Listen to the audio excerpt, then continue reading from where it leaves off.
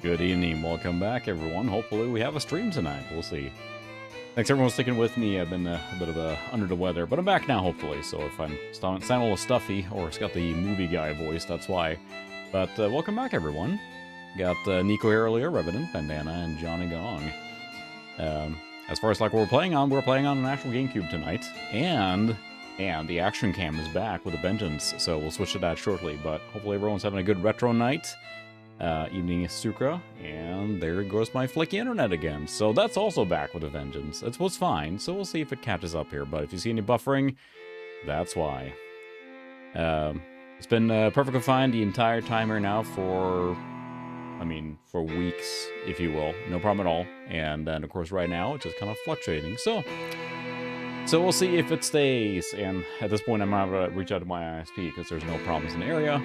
And so we'll see. Right now it's back again. Seeing some little dips here and there. Nothing like actually cutting out. So I apologize for that. But I figured what I was going to stream last week, of course, was Wind Waker, which we're back again with today. The release of Tears of the Kingdom, of course, is a huge deal. My kid's playing it and having a blast. I haven't had a chance to play it yet, but it looks just amazing what they managed to squeeze out of the Switch. So Zelda was on everyone's mind right now, I think. And it's, you know, that's what I wonder. Why hasn't this, and I know they re-released this and Twilight Princess for Wii U, but I'm a little curious why they haven't released it on Switch. Seems like it would be an easy win or easy cash grab, I guess, but they haven't, so it would be nice to play that portable. Because I think Wind Waker holds up really well. It scales really nicely because of the cel-shaded graphic, which I know was kind of like people were a little bit about that when it came out. People wanted the, you know, they wanted the cool Link and not the Toon Link, as it were. So yeah, we are playing this on an actual GameCube tonight, the original version. And yes, the action cam is back. So you can see we have a higher resolution action cam now, actually. Thanks to the recommendation of Tech Ambrosia. She recommended a particular webcam, which I got, which has a lot smoother output, much cleaner. So you can see here is our actual GameCube running the game. I'm playing on a PVM, which is then passing on to capture. That gives a really clean picture, and we are using component cables tonight, not the official ones, because they are super expensive, just these aftermarket Retro Prism cables you can buy handily on Amazon.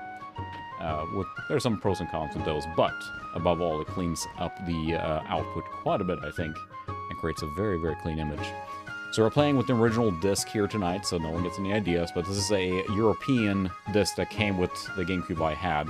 However, we are using Swiss. This is a modded GameCube that allows booting of custom discs, so we're using a Swiss boot disc to force it into 480p mode to get a cleaner capture. So that's really all we're doing, just to get a nice capture and everything. But Wind Waker, I played this game. I bought the GameCube pretty late in the lifespan of it. It was one of those things where they were fire selling them at the end. I mean, just almost giving them away, at least in Sweden. So I ended up buying the purple one that came bundled with Wind Waker, which is why this one's a game not to be sold separately. And then I bought like Metroid Prime, and I bought Star Fox Adventures, I think, right off the bat, and then just started picking up games here and there. And I had a blast because, I mean, the GameCube has just fantastic library, really, including, and this particular one includes the Ocarina of Time collector's or special edition on this one. Not to my knowledge. I believe it output 480p like nothing. Like, there's an actual secondary output on the GameCube, a digital output that produces the same video quality or higher video quality capability with no hit on frame rate or anything like that, to my knowledge. I don't know that it will go higher than 480p, but if you have a display capable of it, or in the case of capturing it or doing anything on a digital display, 480p is, you know, highly desirable over 480i, which is a default one. So, there you go. Yep. So I have the, we have the, what is it, the Zelda collector's thing as well, which is a separate disc. Oh, and 64. Nice. And there goes my buffering again. So if we see some buffering tonight, that's why. We're going to try and stick through it and see what happens. Just dropping the frames here and there. I love my internet. It's great. I have no options of other internet. And there are no outages in my area, so that's good, right? So we'll see how this goes. Anyway, we're going to play some Wind Waker tonight, of course. Although I feel like we really need the boot sound, right? So we'll start over the GameCube here, and I'll show you what's going on. So I'm gonna take the GameCube, the disc out for Zelda, but we kind of need the boot sound, right?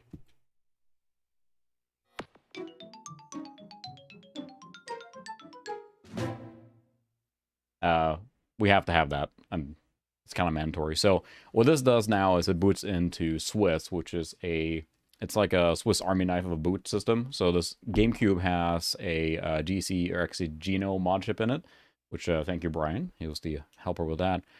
And it lets you basically boot this custom disc that lets you force different video resolutions. So again, we're using my original disc now on here. You put this in, and then you can basically select, okay, I'm going to boot here. So what it does is it basically boots the DVD drive, and it detects what kind of game it is. And now you can set some options on it, which includes, you can see it shows here it's Zelda, PAL disc. But if I press X now, I can basically force 480p. Because you can, on a US game, hold the B button when it boots, and it will force it to 480p. But the EU ones, to my knowledge, don't do that, the PAL ones. So in this case here, we're using this, and it basically live patches the game to say, boot it at 480p, and that gives us a cleaner signal. So now if I had the US disc, this wouldn't be a problem. I just hold the B on the boot up, but I cannot do that here. Or of course running in 60 hertz because, you know, it's better. But in Europe, we got the 50 hertz PAL, and that's what we had and dealt with. So, but we got scarred at least, or have scarred. So that's nice. But yeah, it's holding up just fine. So there's a lot of exciting movement right now on the GameCube front, because we have the Pico boot, which uses a Raspberry Pi Pico. Basically like a mod chip, but you can load Swiss on it. So that's probably going to be my next mod. You solder that to the GameCube, and at that point you can use Swiss and just load it directly to a SD card, so you don't have to worry about the disc. Because the problem here now, I have a SP2 or SD to SP2, whatever that was called, which is a SD card reader that goes in serial port 2 on the GameCube. But the version of Swiss I have is too old to support it, and I ran out of these discs. So I can either buy more discs and burn a new one, or I can just try and do the mod with the Pico boot. So let's get into Zelda. The beginning of this game, of course, is going to be pretty slow, like most of these adventure games are. And there's my original save from 2003. You can tell last time I played was in December of 2003. And for this game, at the end, it gets kind of like a slog. And if anyone loves the game, it's their favorite game of all time, I apologize. But for me, that just made me lose interest. I had also, you know, Metro Prime sitting next to me at the time, so I started playing that instead and beat that. But it just grinds to a halt at the end. So yeah, you know, I'm not sure how early this one is. This is actually my wife's system from the US, which we might have bought. No, it might be her. I think it's hers, yeah. So this is a US system. This is not the PAL one that I had. But so far the drive's holding up well, but I don't think we had we haven't played these a ton, really. Alright, we're gonna do a new one, of course. Do we get to use umlauts now? Oh, yeah.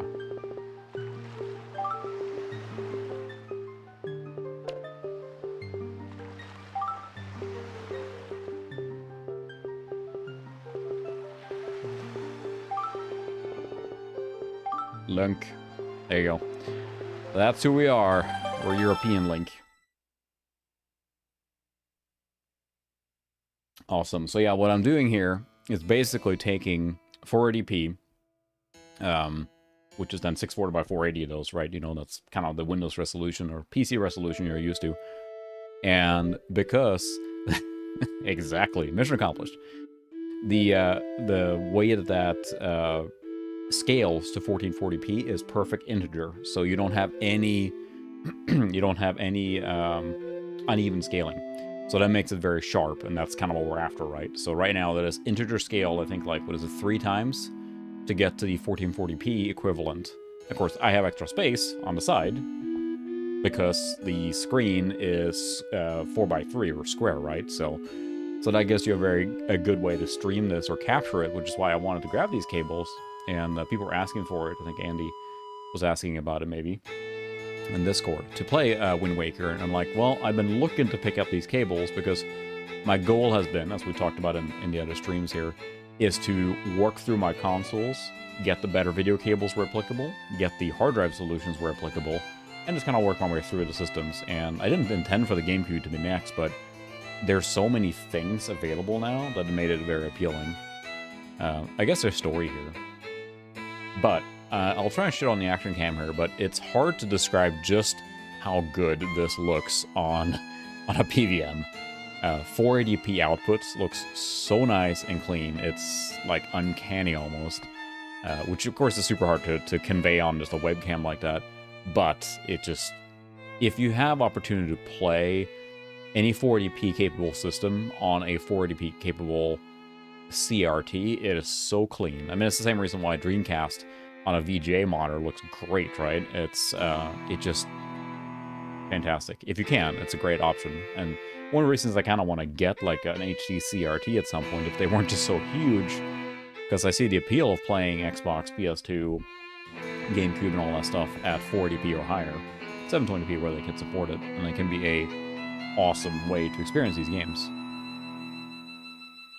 There's a lot of story in Zelda, isn't there? I couldn't decide if we're gonna start from the beginning or skip to past the tutorial sections. We'll fly through pretty quick. I guess we can maybe... Can we skip this? We cannot. Oh. Because it is just a sluggish thing. Most of these Zelda games start pretty slow. And there we go, some frame drop again. Sorry about that. Should be coming back here now. Hopefully just momentary.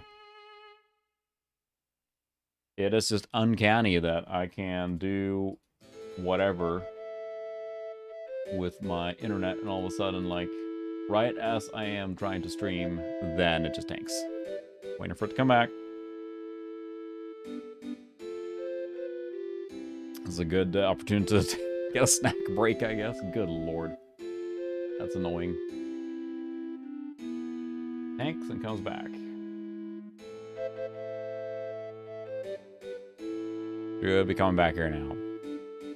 So yeah, I apologize for the buffering. I'm gonna apparently have to reach out to my ISP and do the hoopla with having them figure out why my internet just keeps like dive bombing all the time and going up again and up and down and up and down.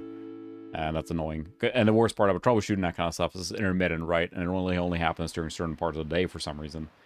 I have tried to scour through it to see if there's something going on or, you know, in the house. But it could be, Sukra. You're not wrong. Very well could be. So yeah, of course, we're in-engine here. Oi! So let's see if we can play the game, and maybe we'll be lucky and it will stop. Because in the last time I streamed too, or time before, it wasn't that bad, and it was okay after a while. So it might be better now. I've only dropped a few frames, but annoying nonetheless. I asked the sleeping hero.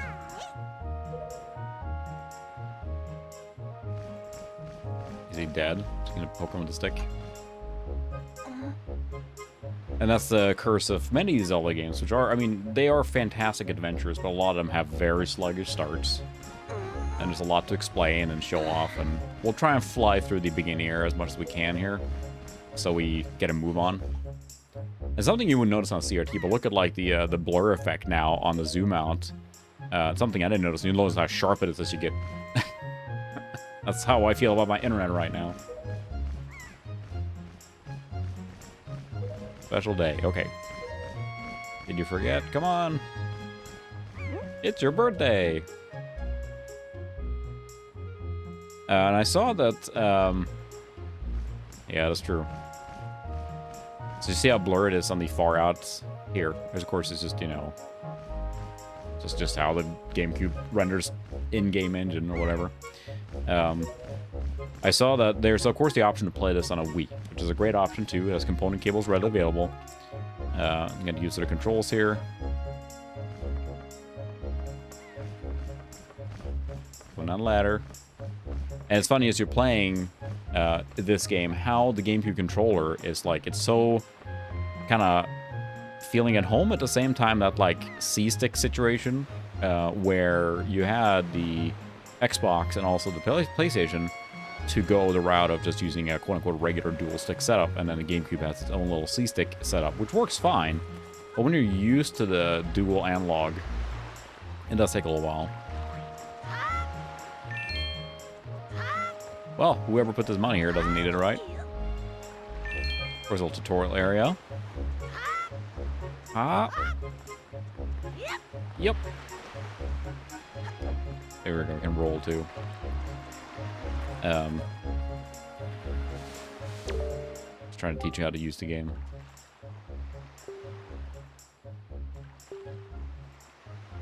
You ready to grab a link? Mm-hmm. So that's an interesting thing. I think that in a 1-to-1, the GameCube outputs sharper image, but I didn't watch the video yet. I saw Retro RGV wrote about it too. There is a... Where's the pig?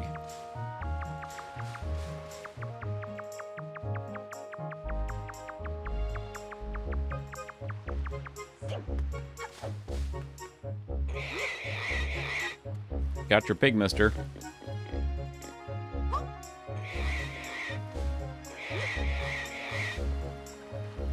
Where am I taking the pig? Oi!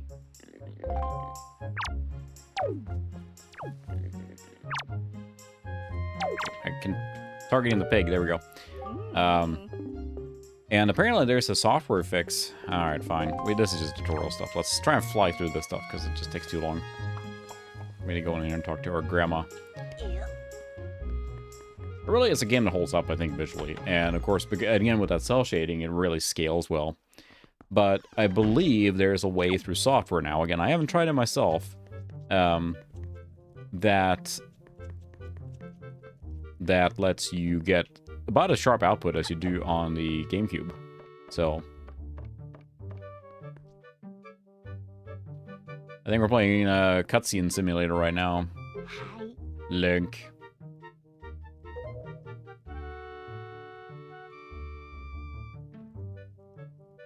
Ah, yes, the coming-of-age game. Looks like they might be a little warm for this weather. And really, I think, I mean, again, this game holds up fantastically well. It's a great, like, almost like an open world in that sense. There's a ton of stuff to explore in this game. It's a true Zelda game, but I remember it was very... People were kind of iffy about it when it came out because of the graphics. And I mean, to be fair, everyone wanted a new Link to the Past. Not Link to the Past, but they wanted a new Ocarina of Time. Which, of course, we got later on with Twilight Princess with the brown and gritty look to it, which was much more in that line. But I think, honestly, this one holds up better at this point. Not saying anything against Twilight Princess, which is a very standard Zelda, if you will, but these graphics ended up being more timeless, I think. At least history seems to be more kind on the game now than it was when it came out. I remember there were so many people complaining about this one. Now we're going to sister, Errol. Thanks for telling her who my sister is, so I know. Yeah. Loading. It's a disc-based system still, but GameCube, of course, famously used their own little unique mini DVDs, right? So...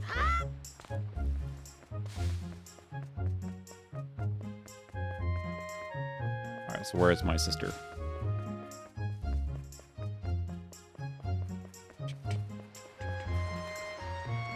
So yeah, we're not going to spend too much time in the tutorial area here, because it is quite the slog. Mostly just to get you used to it.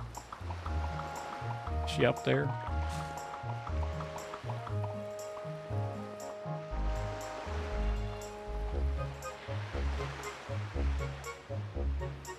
And there goes my bandwidth again. Yeah, the blur is a little weird. It's pretty aggressive, and I think it's just when you're doing it at 480p, that's the thing. I apologize for the buffering again. Sorry, everyone. Frustrating. I'll wait for the bandwidth to catch up here, or the stream to catch up. This is a little lovely dips. Hopefully it smooths out here, but that is annoying. Yeah, the blur is really strong. It's really strong. Just let me know, everyone, when I can, when it's smooth again. Here, hopefully it's caught up. Grandma did make that outfit for me.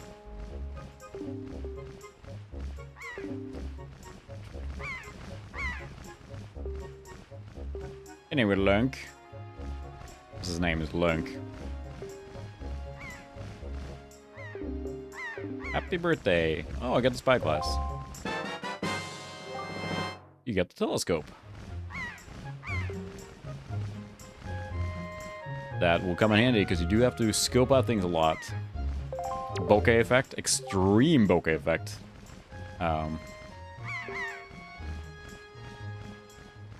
Yeah, I apologize for my internet being flaky yet again. It's kind of frustrating because, yeah, I have 90 to 100 megabit up all the time. And then when I stream now, for some reason, either it's congestion or something else, we try to chase down, just to rule out, is there anything else in the house using the bandwidth? But nothing should be uploading on that level at this point in time, so. There we go, now we have, it's weird, because now you don't get that as you're looking, right? It looks super sharp. Oh, hello.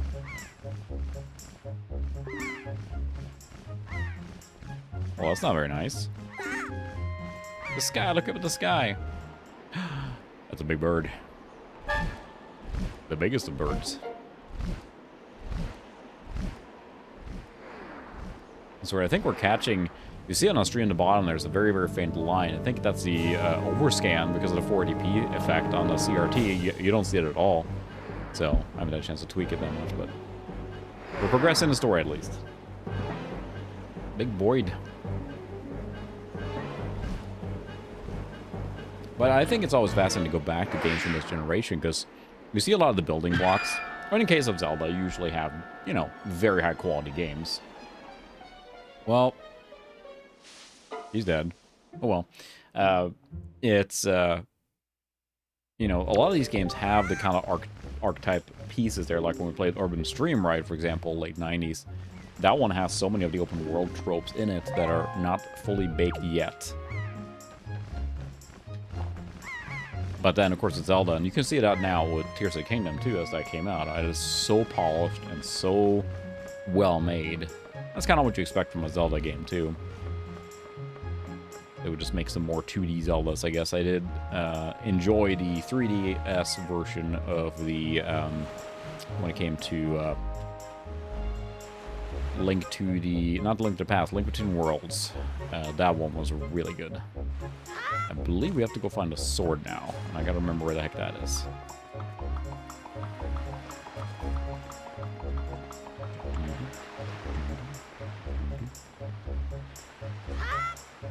Or go swimming.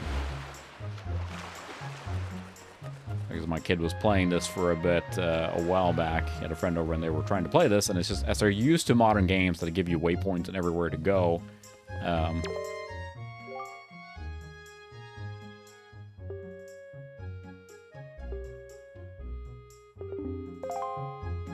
yes, thank you for telling me how to pick up rocks. Take that. Money! But again, there's so many of these games. And there goes the internet again. Oh, goodness. I apologize.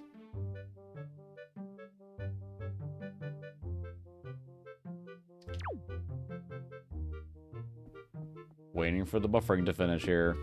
I do hope it cleans up. If it comes too unbearable, I guess I'm going to have to postpone again here, but hopefully it's cleaning up here now. Apologize again for all the annoyance around that.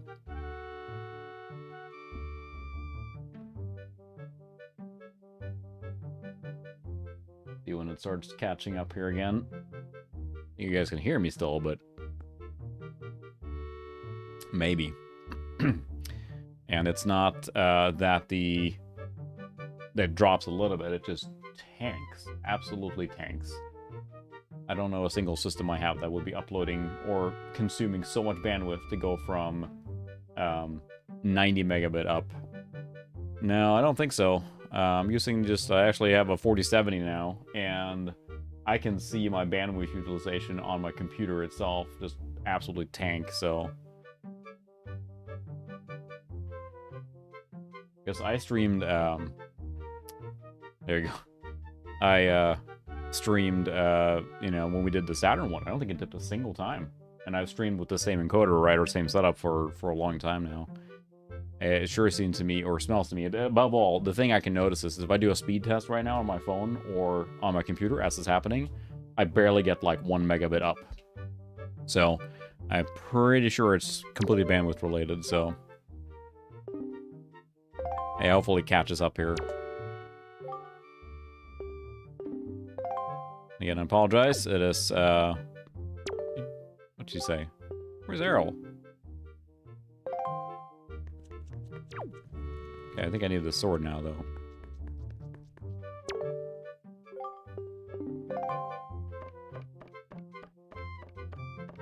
I guess I should have listened and see what they said. What? Ow. It should be caught up again now, but that's annoying. I mean, I've streamed for how long?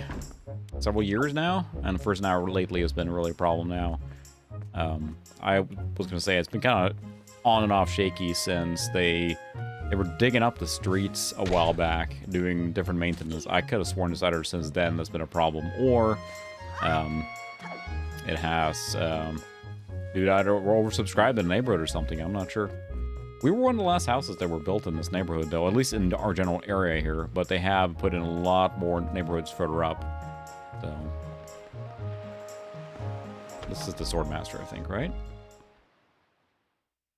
That's the thing I was saying earlier. It's weird because in playing games now, kids are kind of used to the waypoints. My kids are anyway. So now when you get a game like this that is so open and so free to go wherever you want, it's almost like overwhelming in that sense. But if it gets too bad with the buffering and just disconnects, then I mean I'm happy to reschedule again, and I already did because I was sick last week. Right to myself.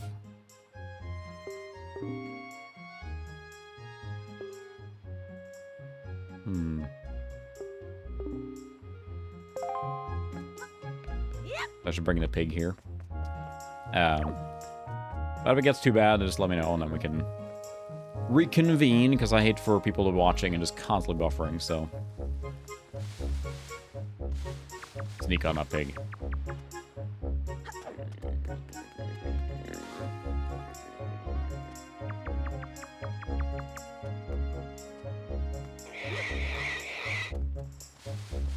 Are we gonna get flying pigs here now?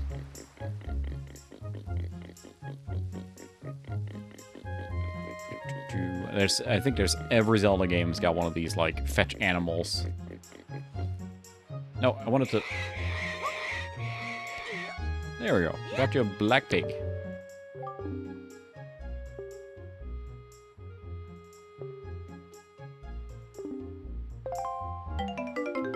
Alright, 20... Well, that's 20 rupees. It's probably worth it, so... Yeah, exactly. I can tell that too. I know you have access to some of that stuff, but I can only imagine the NDAs, and you know, if you want to be able to be reviewing things in the future, I'm sure you can't break any of that. And I know several of you know, but I got the 4070 recently, and by golly, that was an upgrade. I went from a 3060 Ti to a 4070. I know that card itself has its own challenges, but it is really good for my use. I will not do 4K at all. I was after AV1.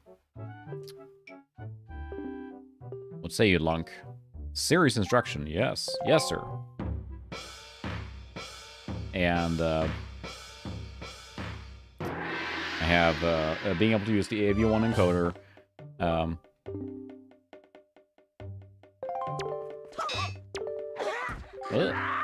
AV1 encoder, getting 1440p ultra-wide, performance.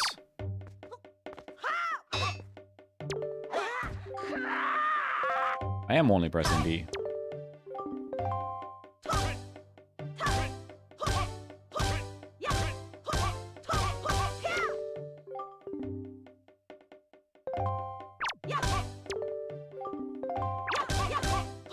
would, but you keep interrupting me. Yeah, so it is just like one of those things, like, you know, the 4070 and all those RTXs in the 4 series now have been so expensive. You can tell they kind of looked at their whole line, and they kind of shifted the price structure for the entire thing. And it's like, they know they can sell them, and they sure do. So I looked at the card in a vacuum. 4070 is the right card for me, even though that the bump from the last gen is not nearly as big as it was in the previous one. So, the thrust. Keep thrusting! What are we doing again?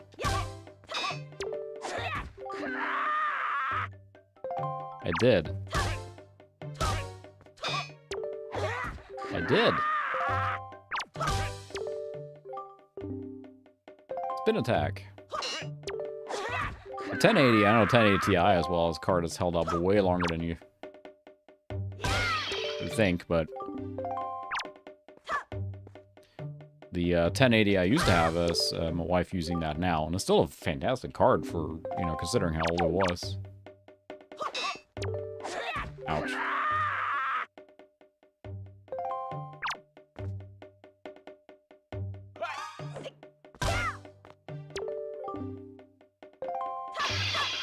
Oh, you had some pots? Not anymore. I know it has a parry system, I'm just terrible with it.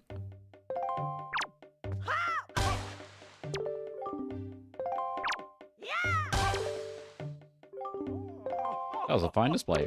There we go, now we have the tutorial. Okay. You may have it, Lunk. I give it freely. Take it away with you. Sweet. Do-do-do-do. You got a sword, and you're a kid. Why do you have a sword?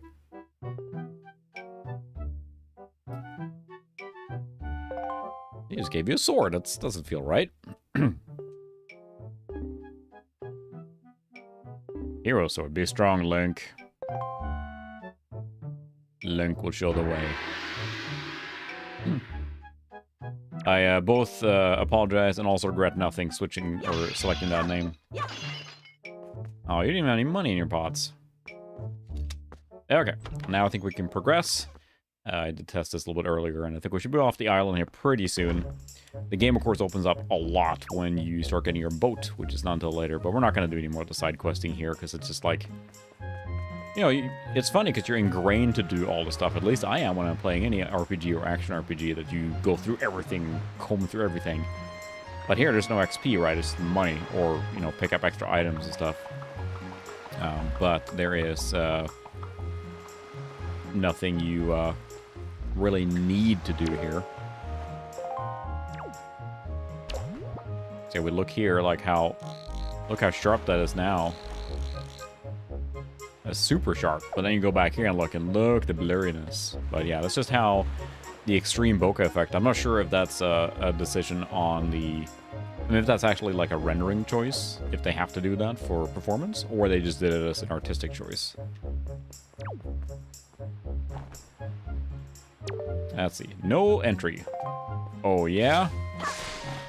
Well, I'm a youth delinquent here.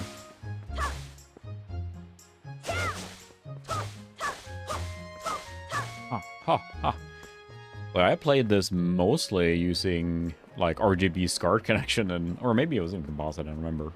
In Sweden, that's where I played it most, just doing it that way on the TV I had at the time in my apartment in college. Guess that dates me pretty well. I know this is a very popular game back then. A lot of people hold it very fondly, but who here has played it, or who here hasn't played it at all?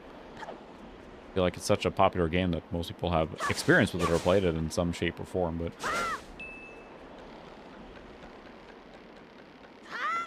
Look at this wobbly bridge here. That's a pretty impressive engine. You think about what it's doing. Well, we still have loading screens. I mean, there's limitations, right, on memory and... but this is pretty free, and it runs generally at 60. What I found when using component... Maybe it's a side effect of this component cable, but I have a feeling it's more just how it's rendering. There's quite a lot of dithering on transparency here. Now we can see on the fog. If you look at Lunk's hat, you can see really like a spotted pattern. I mean, I have a feeling that has to do with the rendering of the console and not the component cable. But I could be wrong there. It's just like, you know, the same thing you get with, I'm doing my own thing. But yeah, she's in here.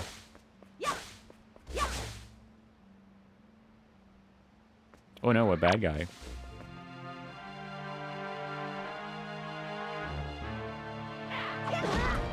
Oh, he didn't do the... I'll just smack him around. I thought he was going to do the parry thing, but I'll just smack him around. The GameCube has a good library, and it's well worth exploring, especially now that it's so easy to you know, play in very high resolutions and who knows what. And I think we have to come back here later. A fairy fountain site. The spot marks the remains of an ancient fairy fountain. A tradition of these Zelda games, of course, is gated access to unlock places due based on your abilities. Kind of like Metroidvania, as it were. And we're flying around for some reason. And although it has, you know, some things that are kind of tired a little bit now with Zelda in general, maybe, because you're so used to it now, this game holds up quite well. I have heard really good things about the HD remaster on Wii U, which I have not had the pleasure of playing, but it's easy to play this game now at upscaled to 4K, 60 FPS, all that stuff. Although I think it runs at 60 here the whole time. It feels like it. Could be 30, I guess, but it sure feels like 60 to me. It's very smooth, so... The GameCube is one of the systems you don't think about how powerful it actually is, but... I think it was like... I mean, I could be wrong, but I thought it was like PS2, GameCube, and Xbox as far as power ranking and performance.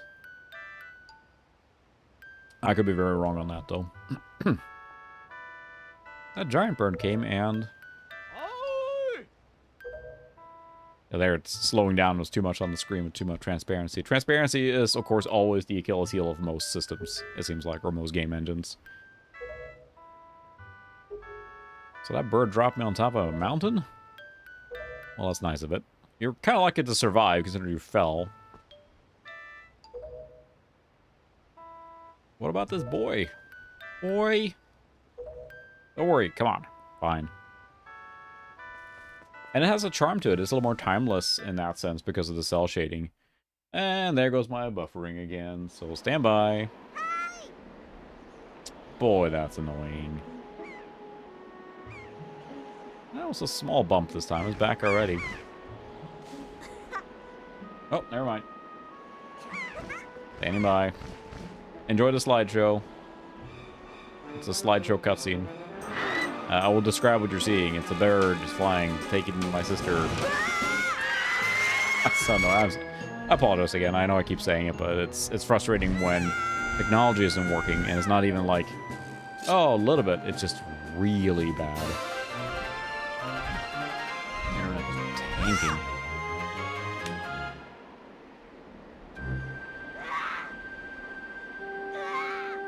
I wonder if we're seeing a... Oh, come on.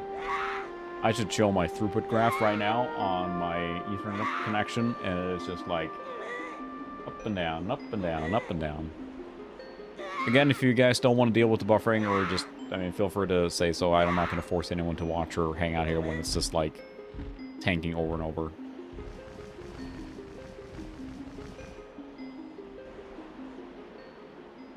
Let's see if it returns here to normal speed.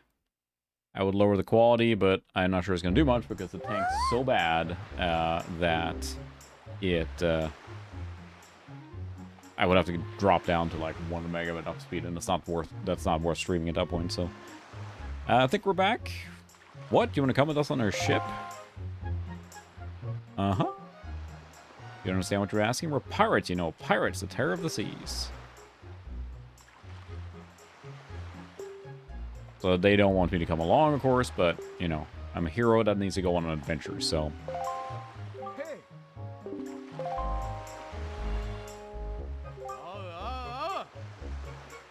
Just a postman coming in here to say, like, well, you should take him along. Can't skip any of this stuff. You gotta, like, just slowly wait for the text dialogue to fill in.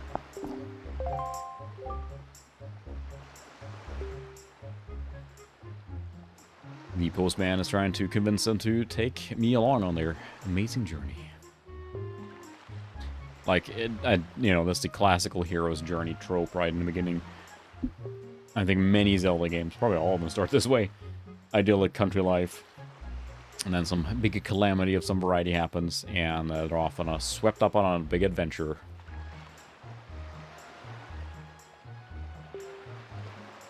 Bird mistook that poor girl for you, and that's why I grabbed her. So you do get to do kind of like an introduction dungeon here now. I believe, if I remember right, before you actually set off in the open world. So it is pretty guided in the beginning, again, like many Zelda games, so. And not saying every Zelda game has been amazing, too. There's been some weird ones, too. I know, like, Spirit Track, things like that. I never even played that one. But there's been some gems, too, that kind of fell on the wayside, like the Minish Cap, for example. It's a great Game Boy Advance Zelda game. And sometimes when they experiment a little too much, I was not a fan. I do have Twilight Princess on Wii. Link. And I could not get behind the motion control, so I couldn't get very far. It's just like the flailing around. I tried starting it several times, both on the Wii and also through other means, playing with a controller and stuff, a regular controller, and it just does not sit right with me, so. Never play Skyward Sword. I know that's kind of like a, it was a return to form, but then also kind of a longer, slower game in that sense. But I think it follows a very classic formula, which of course is on Switch now, so that's a good place to check that out. But my favorite will probably always be A Link to the Past, which we have streamed, of course. That is just such a quintessential thing. If you can come back with something like that, we'll let you stow away on your ship. We need a shield. Better say goodbye to your family while you have the chance, sure. Yeah, I have control back. Nothing like... and that's something I noticed, too, and made me think, like, why games like Half-Life was so revolutionary, and it told stories inside the game as it was playing it, instead of stopping for cutscenes. And that's something that, especially now, I was watching my son play Tears of the Kingdom again. It seems like a fantastic game. But there are so many unskippable cutscenes in the beginning, and there's so much stopping to tell the story. And that gets such a, like, a slog. What is it, Lunk? Please, tell Grandma what's troubling you. No, she is not playing with the seagulls. But I would need that shield, please. Oh. Where's my shield, woman? Hello, Stuart. Welcome to the lag show. Again, I keep apologizing, but yeah, my internet has been flaky again, which is just fantastic. Lunk. We also use an umlaut in naming Lunk. That's how you say the umlaut's on is in Swedish.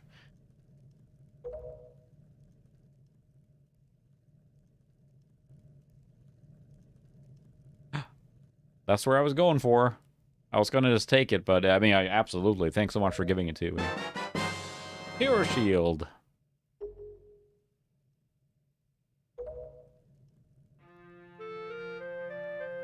That's funny that for some reason he does the pose there, and she's like, "Ah, I'm still here."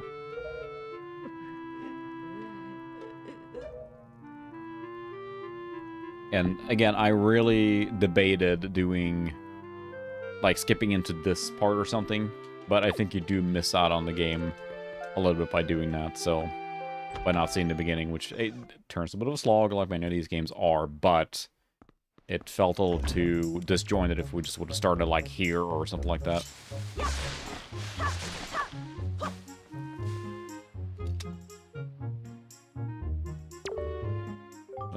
Good morning. Welcome to the Island Postal Service. I don't need anything for delivery right now. I think there's a store over here, right? Traveling salesman. It's funny now, when you're playing with this kind of fidelity on a component cable and a 480p capable screen, that blurriness really shows off. Custom, welcome to Beatles ship. I'll deal in pretty much anything.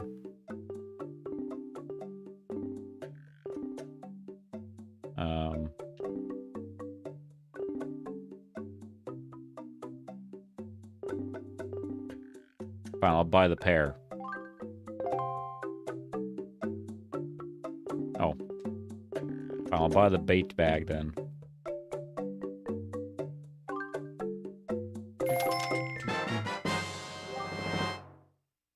That's what I struggle with too, but I have such a broad retro taste with games and everything that it's hard to always play hits, but... Members card.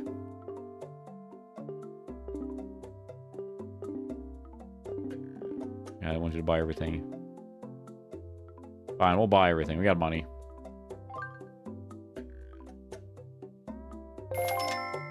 Oh, yeah, that's brutal. I do like the thing that Steam has introduced now where it lets you stream or copy the files from another computer on the network. So if you download it already, I have a second Steam computer here, and like I downloaded a game, and then it lets you basically parallel copy it over, and that saves you a lot of time.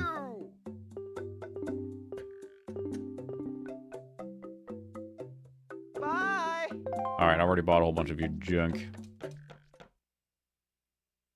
I'm trying to think of what it doesn't matter. I downloaded something I wanted to test on my 4070, and it's been fun messing with that because now I can play at ultra-wide 1440p, which is kind of my target resolution because that's my monitor, and being able to use Cyberpunk now with virtually max settings. I have some select ones turned down a little bit based on recommendations, just to, you know, kind of bang for a buck. And then ultra ray tracing, not Psycho, which is the new path tracing. But have that, then DLSS quality and frame generation, and still I'm like, you know, 70, 80 FPS all the time in any scenario. And that's like, that's all I wanted. That's amazing I can finally do that now. Shrimp. I'm ready. That's a decrepit old shield. Let's go. Yes.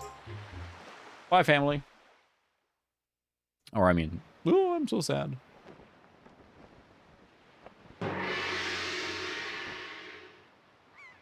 I'm not sure if this is in-engine here, or if this is a pre-recorded cutscene. I have a feeling it's pre-recorded. No, that's got to be in-engine there. Saw how sharp the character model was. You see how, like, the bokeh effect is really strong. I feel that's something you wouldn't notice on, you know, consumer CRT. It just, when you're capturing it here digitally, right, it just so, yeah. Bye, people I've known for 30 minutes.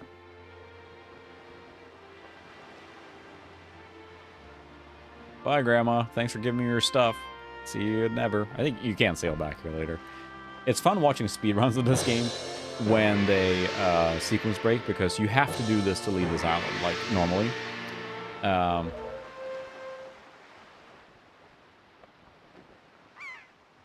My goodness, she's snippy. Are you sure you shouldn't just quit right now? Seriously, think about it. I can tell you're just gonna get more sentimental from here on out. There's still time, you know. Are you sure we shouldn't just turn around and take you back to your island? Because you need a boat to get around, and you don't get the boat until later. And the sequence breaking, what they do, they figured out a way to basically build virtually unlimited speed in the water. So they go out and swim, and then they do a whole bunch of trickery that's just crazy. And when they finally get enough speed, they just shoot off like a bullet across the water, and it looks hilarious. So speedrunning is really neat to watch for this game. Lunk, listen, kid, you can't just stand around on deck. You'll get in everyone's way. Told Nico to look after you, so you better report below deck and ask what you should be doing.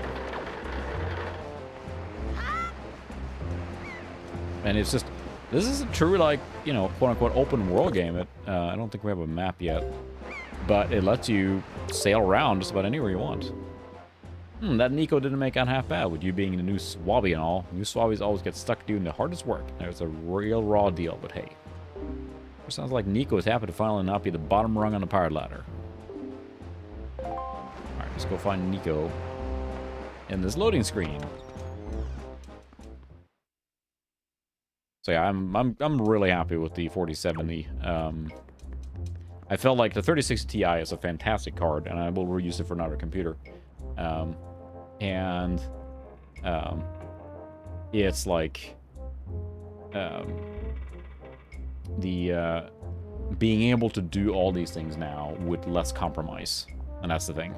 The 3060 Ti will go into a TV computer, if you will, or Steam machine I use for like console, or not console, but like a pseudo console gaming. And using that 3060 Ti, I'll be able to play at 1440p in a lot of games. So stop right there. This is Miss Tetra's cabin. And there's no way of letting an outsider in. Fine.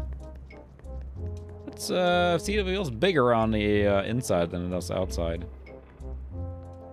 Oh, that's right. We have to do a little quest here.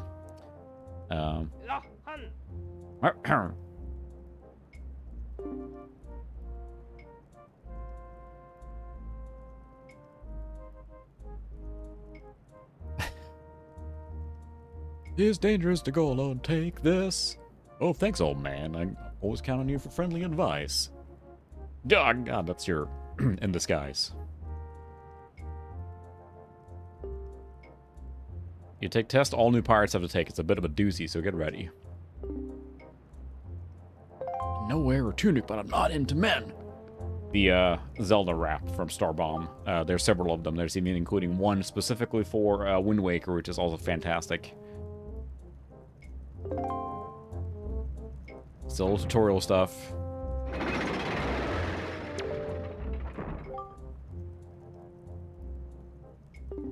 Yep, got it. Can I skip?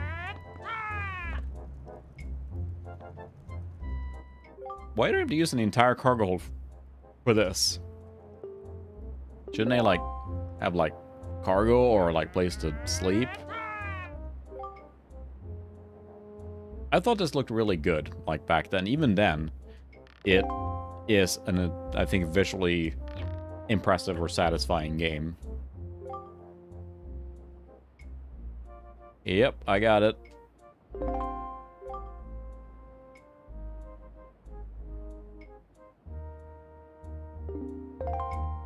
I think I did this a few times back when I played it originally, so we'll see what happens.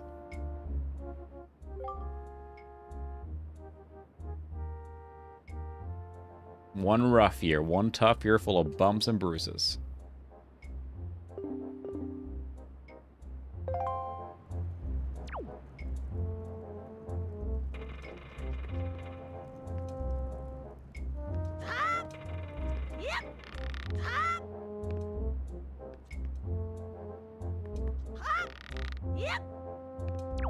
The biggest thing is now is not overshooting it.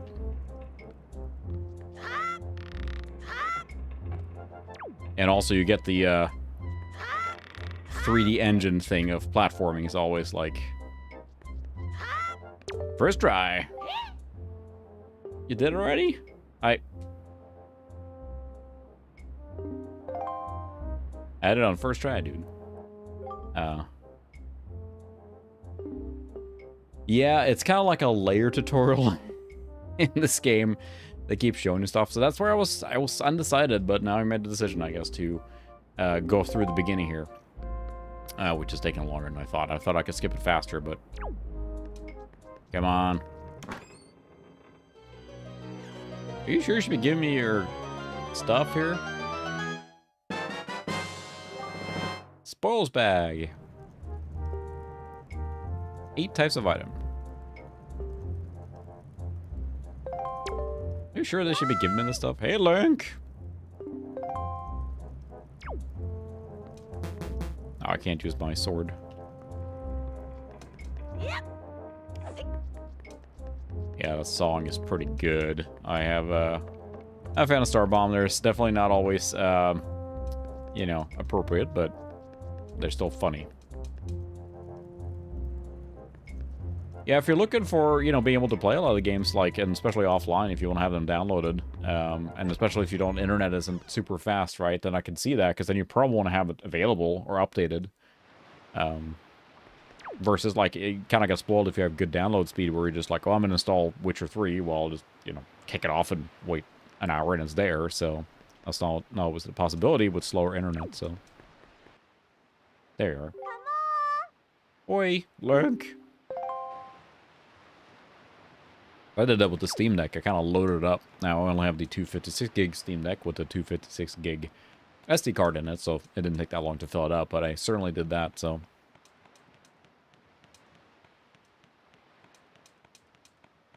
I feel like this ship's proportions are a little off here, but. Hey, I did it on first try, lady. I mean, kind of were, yeah. Whatever. Have a look over there. Forsaken Fortress. And then when the world opens up, you can return to these places, too. And that's, and there goes the internet again. All right, let's see if it catches up.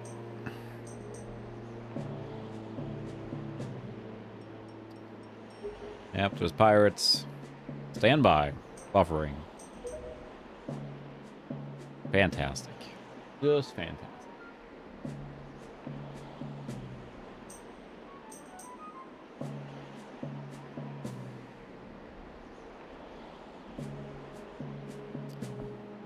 Terrific. And the wishes in my area.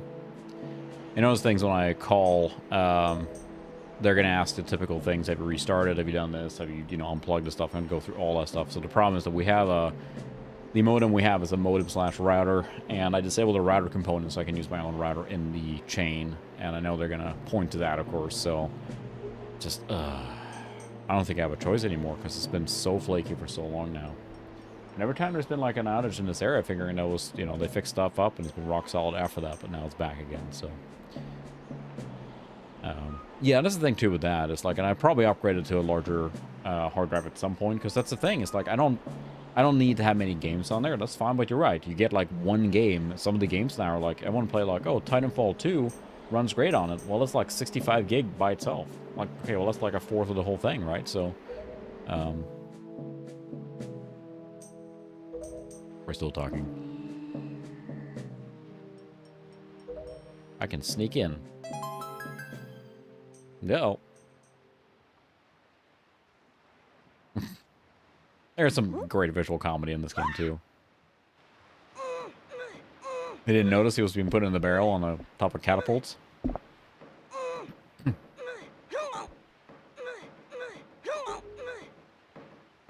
Don't worry, we'll be a piece of cake. Oh, you replace it with a terabyte drive? Oh, there you go. That's a good idea. Get the cheapest one and then replace it.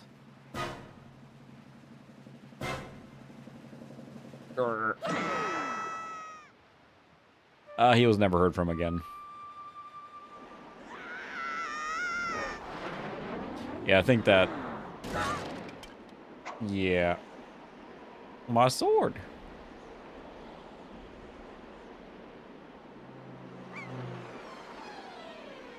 I don't think he should have survived that, but... have the 1 terabyte, was a 2230 type drive? I can't remember what it's called. Have those come down in price? I know when the deck came out, those were priced pretty high because they knew there was kind of like a demand for them. Oh, nice. That's the thing that I really wish was here in the Midwest where I live. Ooh, nice. Well, I could live vicariously through you. I regret not getting more, for sure. Because it is so fun to go there.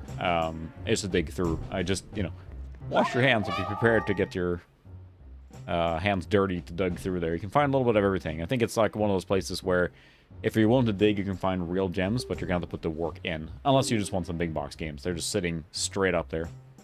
1 terabyte? Well, 1 terabyte, I think, on the deck, it gives you... Oh, slipped a stone in your pocket. Just fired you over there. It's no ordinary stone. 1 terabyte, I think, is more than fair for having some of those big games. Because at least when you have one big game, it doesn't eat up the whole deck, right? And then you couple that even with a 1 terabyte SD card. And I put almost all, like, quote-unquote non-essential large games.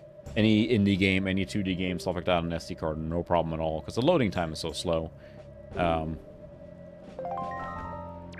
loading time is so fine, or is fine on those kind of games, so... Now we gotta stay out of the light. But there's rupees to be had.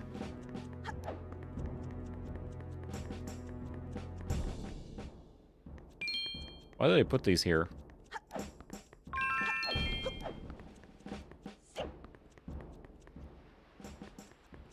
Money!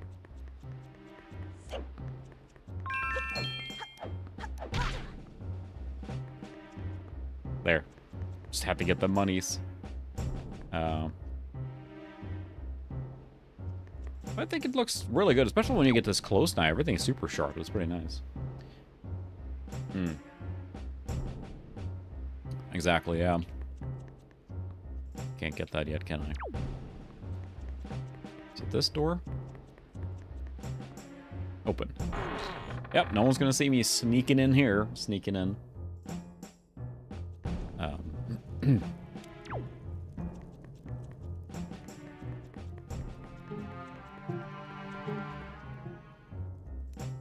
Yeah, we got a sneaky snake here. At the beginning. Oh, found me. I think they put me in. He lit himself on fire, I think. Nothing like having a mandatory stealth section in the beginning of a game, huh?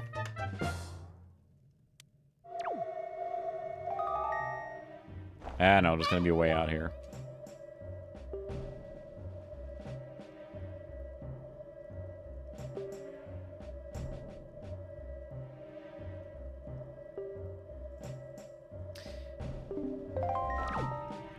I know, there's I think there's a pretty easy way out of here if I remember right.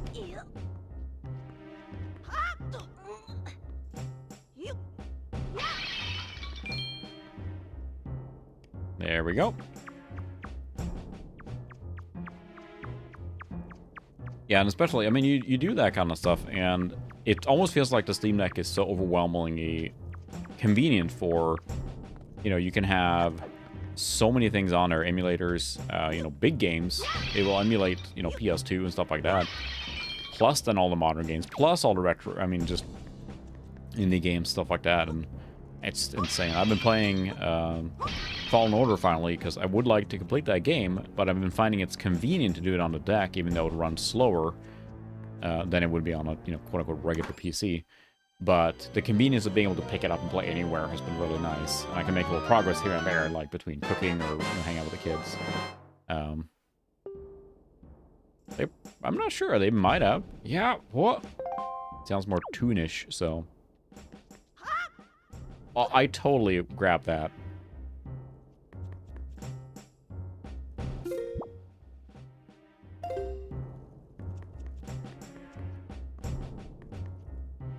So that's where I came from there. Ooh. Ah! That's awesome. Yeah, just so much flexibility in what you can do with it now. Okay, I can hide in the barrel.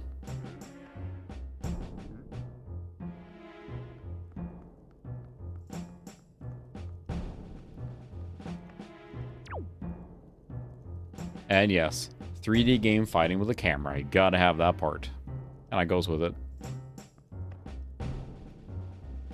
I think that's the thing with the Steam Deck, is that it's so flexible. And the fact that Valve just left it completely open. Like, do whatever the heck you want with it. You know, reload it, run Windows on it if you want.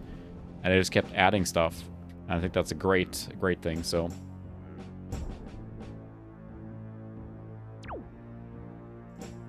Yeah, you're right. This is very Metal Gear Solid here. Extreme goofiness.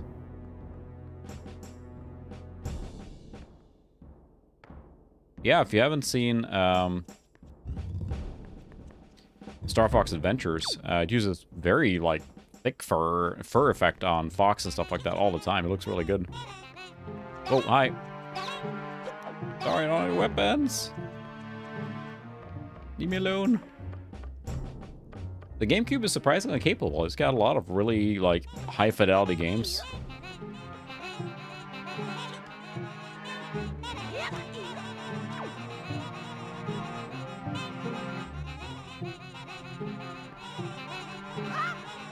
I totally grabbed that.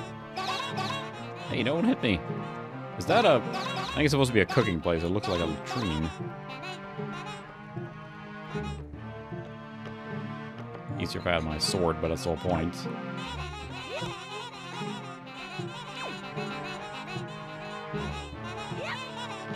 There we go. Just want that chest. Open it. There we go. Excuse me, I gotta open it. Getting solar. Compass. And I can see where things are. Huzzah.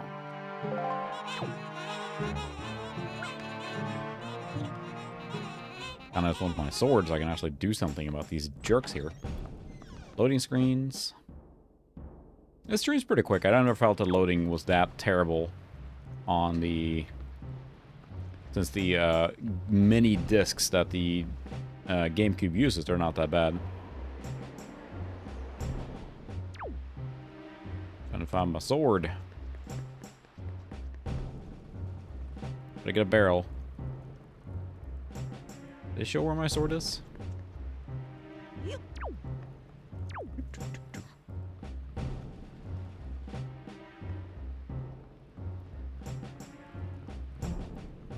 I think it's up here, so...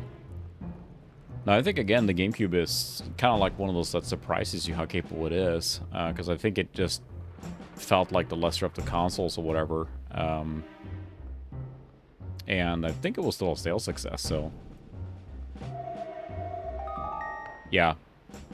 I think this got to be a choice from this particular game. Link.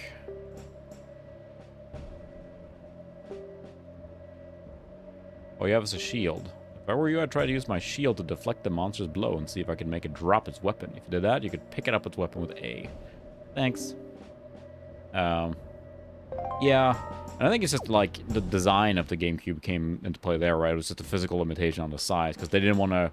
They did not intend to make it a multimedia machine the same way the PS2 was marketed as a DVD player and all that, right? They did not want that to be a thing. So it was not capable of playing DVDs, obviously, because of the size, but...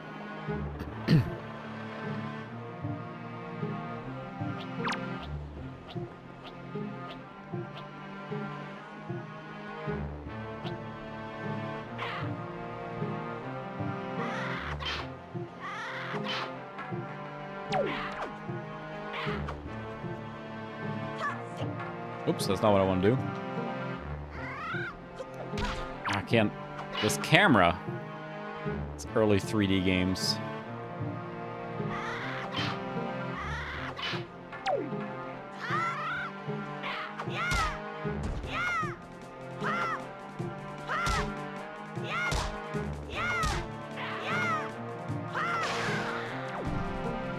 There. You got a joy pendant.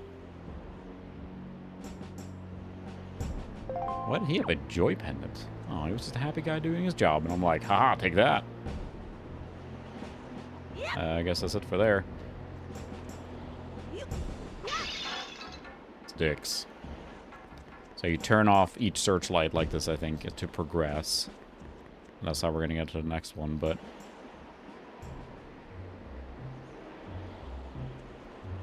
How do I get to the next one? I think I can get up here.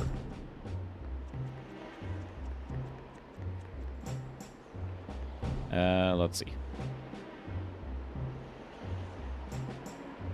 Yeah, like Panasonic Q is one of those like unobtainium things that everyone kind of wants because it is so unique, but I think that they fetch such a premium now. Well, it's like anything retro, right? Is there a ladder up here?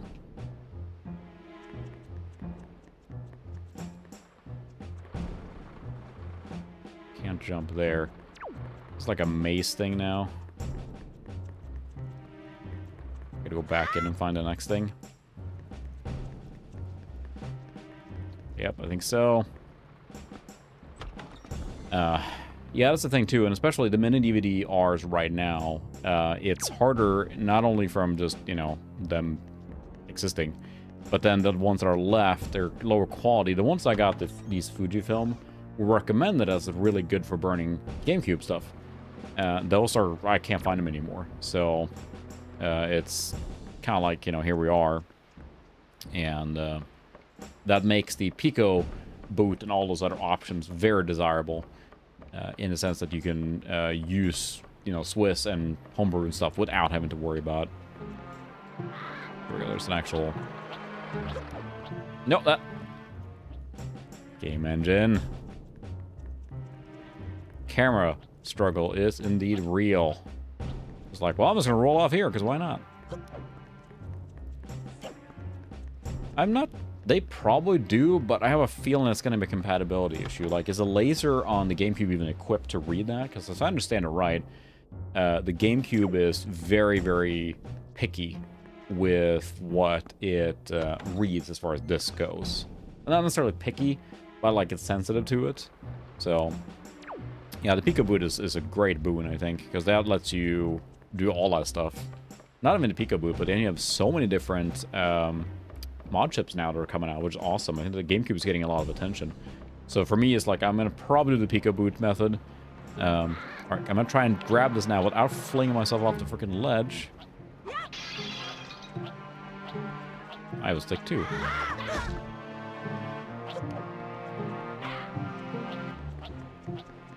Where did you go?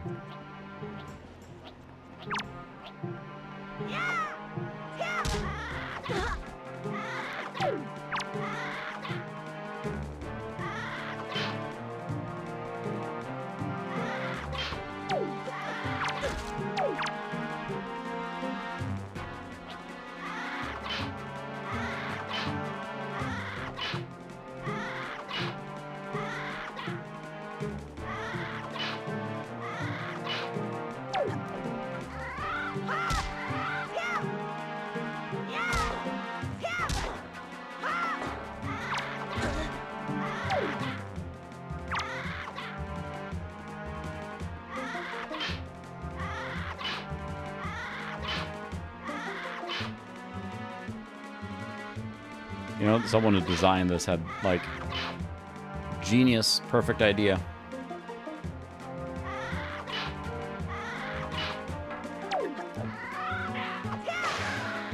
Finally. Sure would be nice if I had my sword, you know, Link's, like, signature weapon.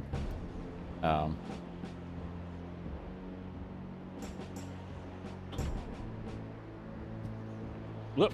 Drop my game controller. We will get to that point eventually, but yeah, I do have...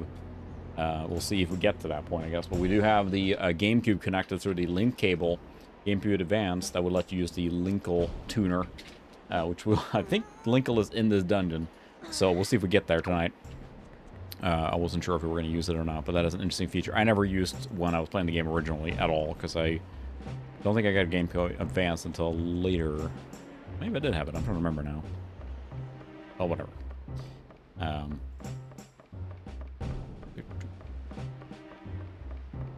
Yeah, and that's the thing. The Wii is a fantastic system for that kind of stuff, really. And the fact that you have easy access to good component cables and, you know, a modding scene that's out of this world on the Wii. It's so cracked open. But in this case here, I wanted to mess with this too. I do have a Wii as well. We did play Metroid Prime when we streamed that originally. That was on the Wii. Can I do this now without... How's that swinging there? Yep. Yep. I'll take that.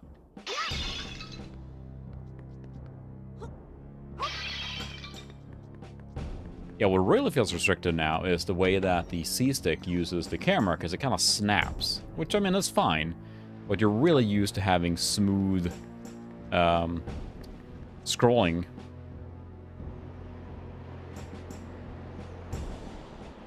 Smooth scrolling available through a, you know, C-Stick, so. Aha! I've got it, Link. Top, you'll have to find a room right below the tower. The path to the tower begins in the rear of that room. You got that? Nope, but carry on.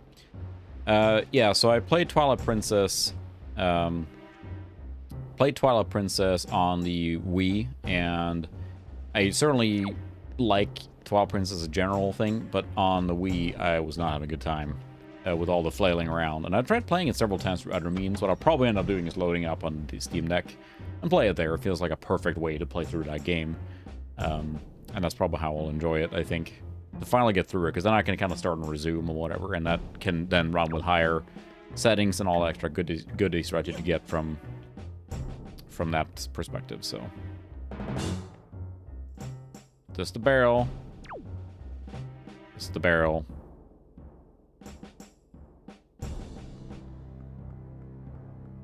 Yeah, that's cool. Swiss just keeps, like, just adding so much stuff. And that's the reason why I want the Pico boot, because right now the Swiss version I have is an older one that does not support the SD. Is it SD to SP? Or is it SP to SD? I can't remember. But it's serial port 2, basically, underneath the GameCube that lets you load stuff off the SD card. And that gives you then, at that point, a full hard drive solution for the GameCube, right? Because you put like a 256 gig SD card or something on there, you can fit, I mean, 100 games, right? Because I think every single GameCube game is exactly like 1.4 gigabytes. That's exactly what fits on the disc, and the discs are always that. Versus like on the Xbox, for example, you have a different size depending on the game size. But I believe on the GameCube, someone can correct me there if I'm wrong, it's always exactly 1.4 gig. So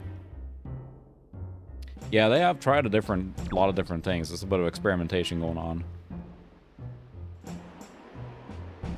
This isn't helpful here at all. There's the door. I was just curious if I had to be here or not, but it doesn't look like... Okay, my goodness.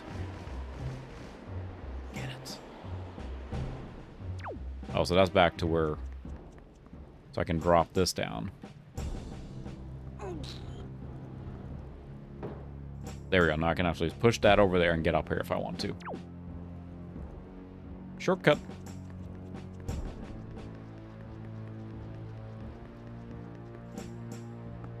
Really want to get my sword now.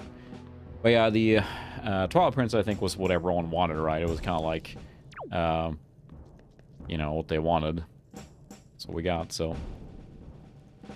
I remember watching it. I totally grabbed it. At least now I have the shortcut, so I can get right back up. If I hadn't have that shortcut now, that would have been brutal. But now we got a box. Yes, I get it.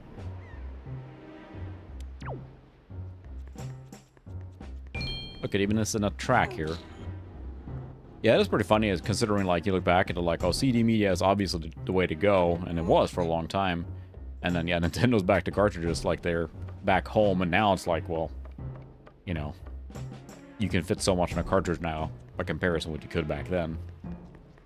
Especially for, I mean, I think, say, the Breath of the Wild or Tears of the Kingdom is like, you know, pretty small for considering what it actually is as far as like the scope of the game. Excuse me.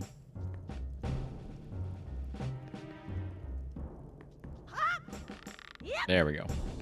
The grabbing is a little fuzzy there, but we'll check that out.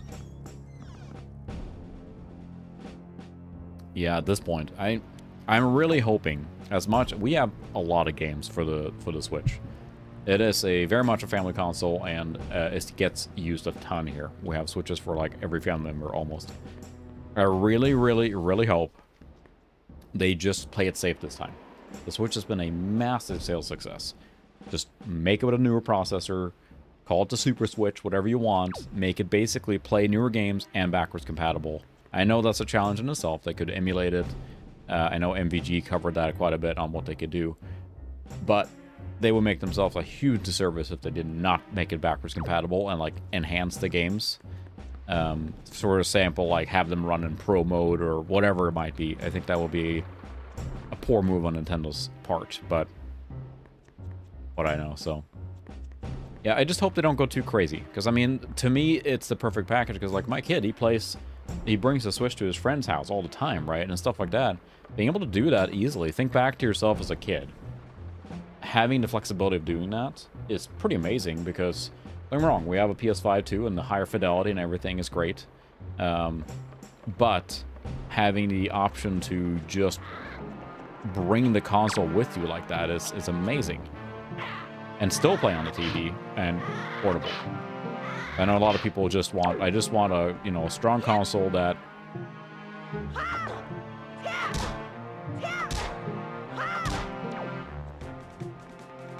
Stop locking on. There we go.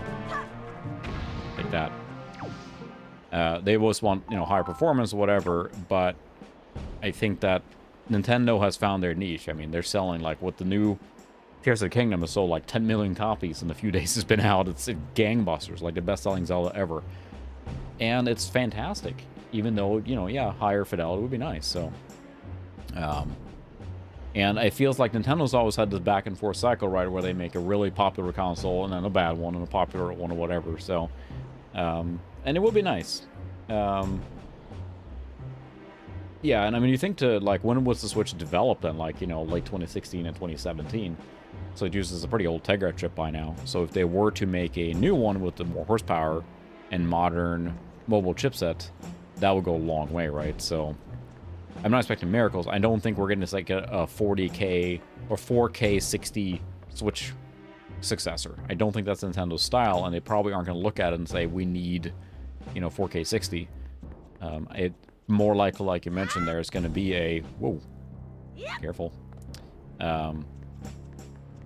It's going to be more of targeting, yeah, 1080p 60 with better visual fidelity stuff. I could still see them targeting 1080p, deciding that's a perfectly fine resolution to target, and give more headroom for more flexibility and stuff. So, yeah, that's the thing. It's an old system now. But, you know, I don't want to say, like, oh, they're doing great stuff despite the system's old. Like, you know, it's a good system. And they found amazing success, even though it is hilariously underpowered compared to the competitors, right? But they don't have to be. That's what's so cool. Okay, where am I going now? There's a ladder there, but I can't get up there. Yeah. So that's the way out, because of that box. And I've been up here already. Scope it out. I bet there's that door where I was sneaking around a minute ago, because I think all the searchlights are off now. Yep.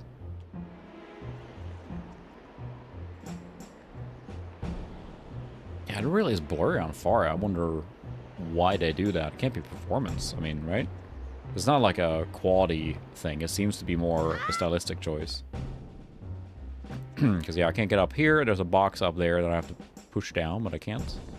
So I think there was a door on the inside there where they were really guarding that closely, so we'll see. Nintendo has said, I think, to this point, they told their investors that there won't be a new console this year. Clearly, the Switch is selling very, very well, and I think they see it as a thing. We want, you know, a Switch per person in the household, basically. Right? They don't see it as a family console in that way. They see it as a personal attach rate. And I get that, I suppose. But I wish they would make their sharing system easier. Oh, I guess I don't think I was here before.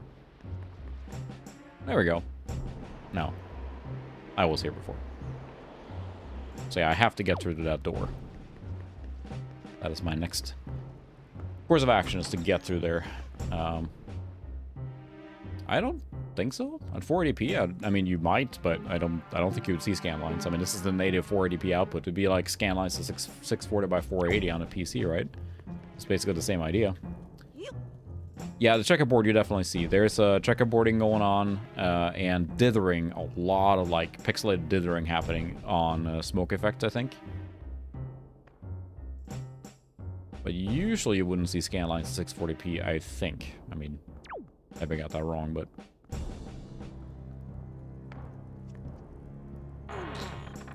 Nothing happening here. Their detection radius is pretty small, to be fair. Alright, now we're getting somewhere. And hopefully the stream has been running pretty strong now for a while, no problem, so who knows what the heck's going on there. That's going to be the hardest part of troubleshooting this, is to describe that it's intermittent, right? And that's frustrating. And it's not like I'm using a lot of bandwidth either, because streaming at 2K or 1440p, I'm using basically 15 megabit up. 15 to 16 megabit up all the time. So it's not like I'm going Gamebuster. And look how blurry that is over there. Real blurry, but it comes into focus. I wonder if there's a patch for that here that improves that at all. If that's just a stylistic choice of the game. Because that can't be LOD, right? I mean, I don't remember seeing that blurriness in other games. But, to be fair, I have not played, you know, many, if any, GameCube games on 480p. Look how sharp and nice it looks close by there. The cartoon style holds up really well. But yeah, right here you see, I think, a lot of like kind of like dithering thing going on with the component. And that might be a drawback. Might be a drawback with this particular cable too. I'm not going to say it's not, because I haven't tried other component cables because I am not made any money. The original component cable for GameCube fetches a absurd price anywhere it's being used for real. Well, that was a bad idea, Link, there. There was a ladder.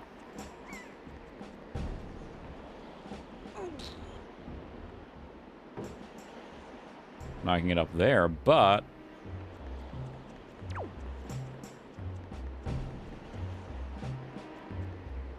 ladder on this side?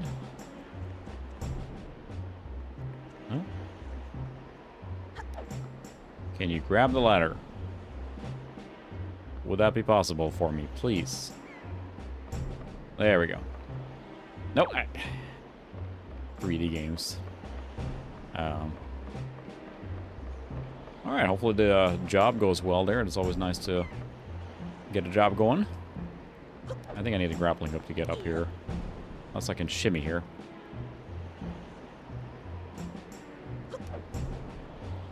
Yeah, I can sidle. There we go. Sidle.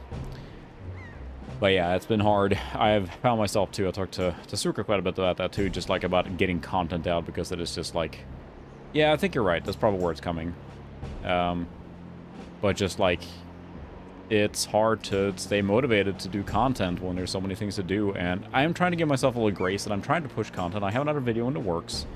It's been in the works. I kind of had to pause, and then I did the MIDI video, kind of cranked that out with really no script at all. Just kind of did it. I have another scripted video that is quite large, and I've captured a lot for it and everything, but then I've just been sick and stuff going on. I'm trying to give myself a little grace, like, I will get the content out. It may not be on the first of the month, but I'm hoping here now I will make some major progress on that video within the week here. Oh, my sword. Ah! It's flying in the air. Yay! Good thing that I call a lot of attention to myself. I try and hold on to it. This weapon is your life. Get wrecked.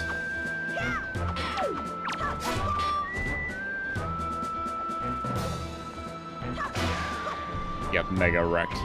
That's the thing I like about Zelda and the way that combat works. Usually you can flail around. I've been playing Fallen Order here now, and I'm just terrible at the parrying that these Souls games expect you to do. Like the timing and parrying. And I know that's kind of become a thing, but I'm just so bad at it. I like these games that let you button mash a little bit, because they're the skilled swordsman. I'm not, so...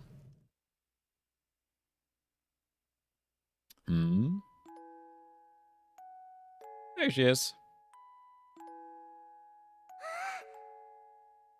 Yay! And I think that's fair. It is still just for fun, right? And if it's taking too much of a toll, then don't force it, right? It's supposed to be fun. If it's not, if it becomes a job, being a hobby, then it's always valid to take a break. Like, it will be there. Whoa, hi. Bye. See you later. How's the rescuing going? Great. I think we're going to fight our first boss here now. We are over an hour in, or hour 20. And we're now almost getting to the point where the game opens up. Almost. But that is the par for the course for all the Zelda games, it feels like. Which I believe Mr. Ganondorf is here.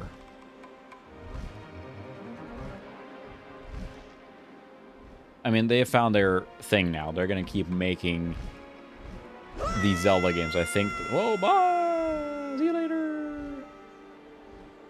These open world Zelda games now that we have with Tears of the Kingdom, Breath of the Wild, I believe they said this is basically going to be the new mold that Zelda's made in, and I get it. It's huge. It's been super popular, selling like gangbusters. They're going to keep making games like that. So we may not see a return to the Sonic game, but it would be awesome if they made like another Wind Waker title with the same universe and everything, set with a similar, like, with a modern slant on it. Link, wake up, Link. But I guess that time has passed now. Because you look at it, like, both from a creative perspective and also sales. They look at Tears of the Kingdom now, how it's selling like crazy. Breath of the Wild is probably one of their most successful games before that. And it still sells.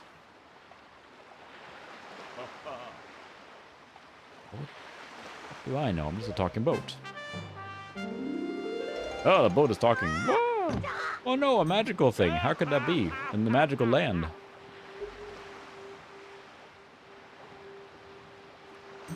I guess he's only the talking boat around. King of Red Lines. I'm not your enemy. That's convenient. I'm trying to think now. When you say it that way. I have started every 3D Zelda many times over. Every single one. I'm trying to think, is there one I have actually beaten? I think I may not have beaten one because I played this one all the way to the end and then I just stopped. And Ocarina of Time I've started so many times. I get to like the third temple maybe as an adult and then I just lose interest. And I never had that focus when I had, like, you know, when you're young and you have the one game. Like, I think I would have plowed through those Zelda games in the case. But when you say it that way, I'm trying to think of it, because I have not even beaten Breath of the Wild. I promised I would do that before Tears of the Kingdom came out, but then I didn't have time. I'm right before Ganon. I know the final fight is quite simple by comparison. Ganon.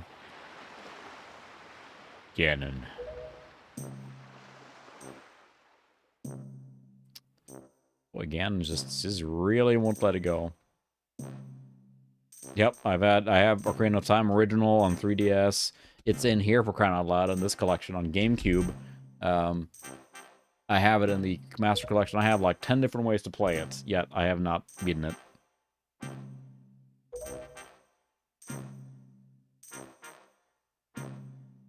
Yeah, I mean, I play way more games than I complete. What I'm enjoying now, actually, yesterday I sat down with, so not only did I get a 4070, I did get a new monitor as well.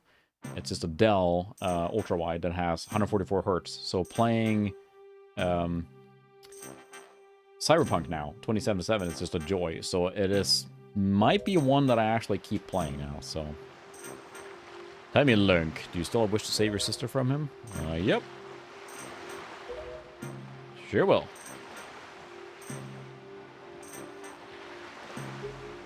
But I would like to beat Breath of the Wild. Yeah, I can't. That's the thing. It's very rare that I do that. And I haven't beaten many games like that. One game I recently focused a lot on was Kingdom 2 Crowns. And Kingdom 2 Crowns is the 2D, I think I mentioned it before, is the kingdom management simulation thing. It has multiple campaigns, and I've beaten almost all of them, but I finally put it down now. This is very repetitive, but it's one of those games that you just play a little bit, get a little further every time, and progress. And it was just super addictive. Yeah, I really got stuck with that, so very nice. Yeah, I just like tried out like Doom 2016, and 200 FPS on the 4070 or something, everything cranked, ultra wide, and that was quite an eye opener. I think I got a little motion sick. It was so quick, but this monitor only goes to 144 only. And that's a big change for me, coming from a standard 60 hertz panel, so. Yep, you're still talking, Red King. To the Great Sea. I think now we finally got to the point now where we're... Yeah, exactly. Or like Stardew Valley, Yeah, you get stuck in those games that kind of really capture you. But I do one game as well. I got all the way to the end of Witcher 3, the main campaign. I'm literally at Kaer Morhen, and I have not finished it. I don't know what it is with the games when I get stuck at the end there. Yeah. I haven't played Doom Eternal yet. I have told myself I really want to play through Doom 2016, so I think this might do it now. I have gotten skilled enough that I can play it more, and then I can actually get through it, but what I'm trying to do now, I really would I enjoy Jedi Fallen Order for the story and the Star Wars setting and everything, so I'm trying to finish that now. I'm playing it on the Steam Deck, and I'm going to set up my TV pewter to play it as well, so I can hop back and forth. And I would like to see more of that. But yeah. Of course, I say that I want to beat... But I do want to play Doom Eternal. I've heard nothing but good things about it, so... Dark Gates of the Forsaken Fortress. Merchants. I'm just so bad at switching around so much, so... yeah, looking at, like, you know, Tears of the Kingdom, right, it runs fantastic. And, like, you know, even at 30, you know, quote-unquote, even at 30, the game designed around, I don't feel like you're missing out at all. Now, I'm sure if you put it next to an emulator running it at 4K 60, that's different, but at least playing it on the Switch, it doesn't feel like a, you know, a cutback or anything. Now the game opens up a little bit. We can explore this island, and I think it actually opens up fully. So now, that was basically the tutorial area. And cutscene.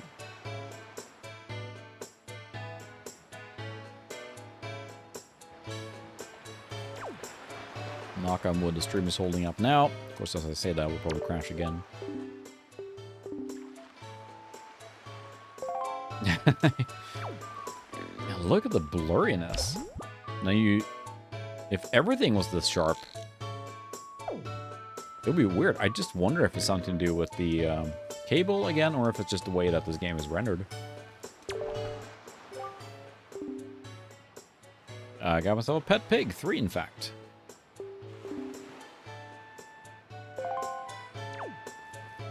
To bring the pet pigs back. Yeah, I've heard good things about most of those LEGO games. I know the Skywalker Saga is pretty nice because it's got the whole thing, right? So, yeah, I mean, it's got a nice comfort feel to them, right? That's the thing. Try using your head a little more. What makes you look like me? A guy who makes his living off the sea would give away a very sailing gear he needs to survive. Look elsewhere, laddie. Fine. But is it really? Because it is so pronounced. Oh, hello. Okay. You know. Poor Maggie, she was captured by a bunch of villains. Oh. Went to the Forsaken Fortress. Well, crud.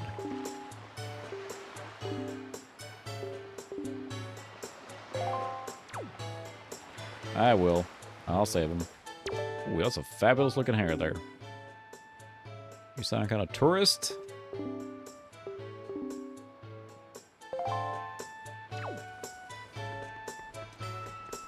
I mean, you think you're playing this on a tube TV back in early 2000s. It's pretty good.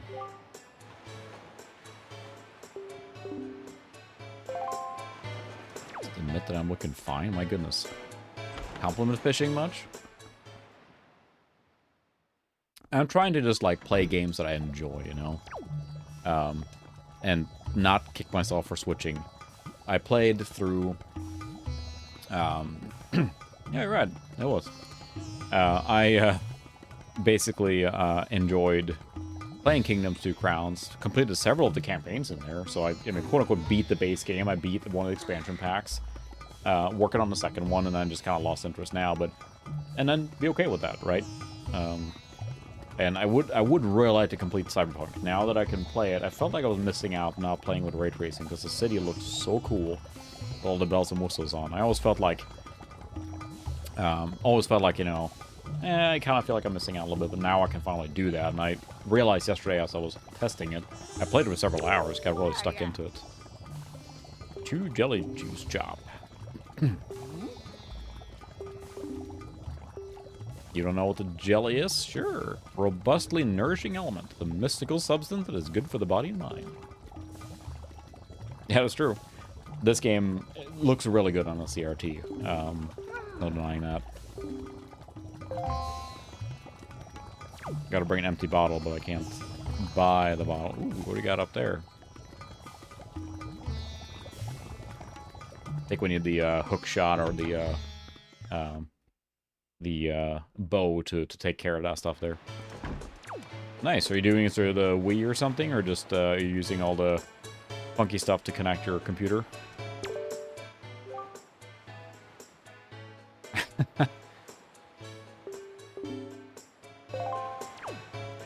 Trying to find a sale, just asking random people, you got a sale for me?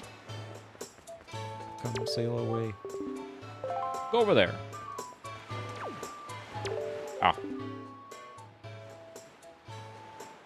And it is count called Windfall. Oh, that's true, yeah.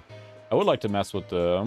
and I plan to stream at some point because it's just fun to do PS3 and use component cable to do output to a 480p or 720p, or not 720, but 480p instead of using a higher resolution that it can, because it's just neat.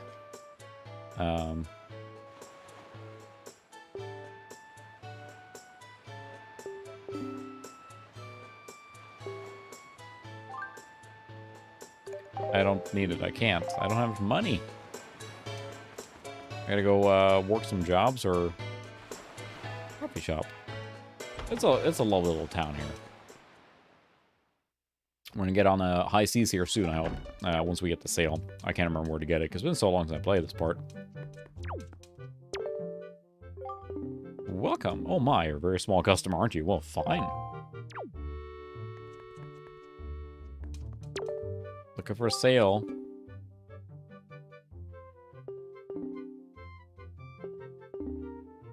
Yep, trying to find stuff. There's a little coffee shop here. Again, I think that it really translates quite well, this game, because of the cell shading and everything. I think that if an adventure game was released today with this kind of like quote-unquote retro graphics, it would do quite well, so...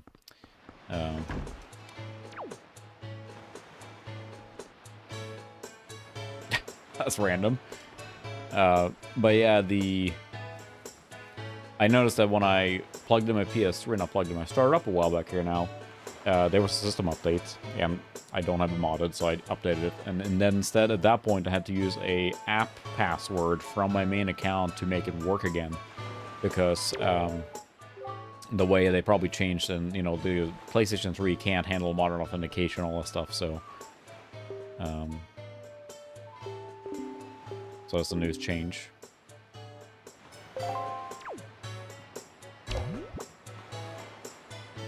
Creepy. You can look around. That's like one of those like spike islands, if I remember right. Look at nice and vibrant it looks here. It's still a pretty game, but the bokeh effect there, the extreme blurriness at the further distance. If it's quality of detail or level of detail, LOD or whatever, seems a little weird.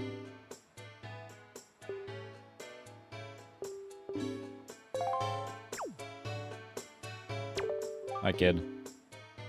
Famous killer bees. Buzz buzz. That's annoying. Listen here, you little twerp.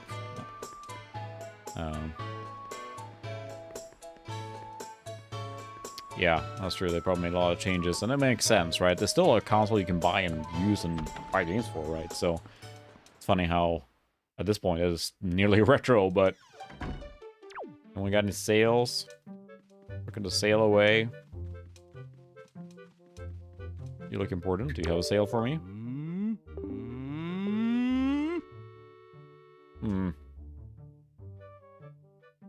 Yeah, that's the thing too. If you're still looking to do soft modding and stuff like that, of course, it behooves you not to update it. I actually have quite a few games on the PS3 from just grabbing them through the PS Plus over the years, so...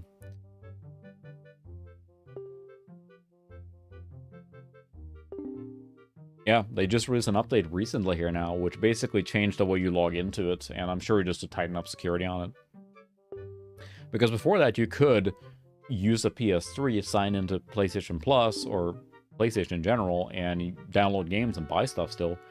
So what they did probably was that they released a new update to let you use modern sign-in. It basically asks you to create like an app password to sign in. And that's what the update was for, I think, above all. At least that one. I hadn't turned on my PS3 in forever, so that's why.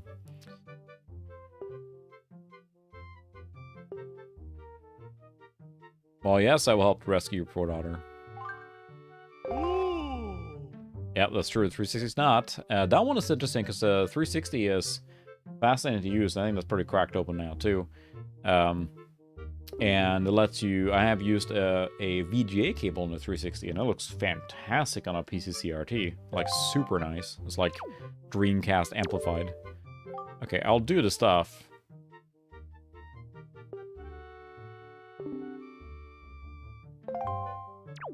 I'll do the stuff for you, but I need to get there too. Can you help me at all? No. There's an auction after hours here. I do enjoy the 360, but then you look at it now, like, I mean, the Xbox One and the Xbox Series One or X, I don't remember which one. The last one and the current one, they both allow you to play older games, right? So it kind of likes, the use diminishes there, but I do still enjoy using it. The 360, we're kind of into that generation a lot, or PS3, or sorry, S360 above all. Guybrush? Ah, sure, we'll play. Welcome to the fleet. I am the great Admiral Dovalsky. Look sharp for the sole protectors of the island. Oh.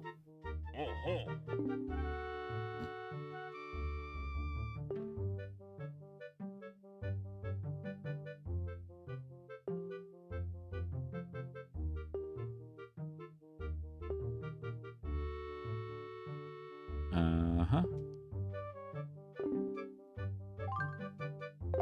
Yep.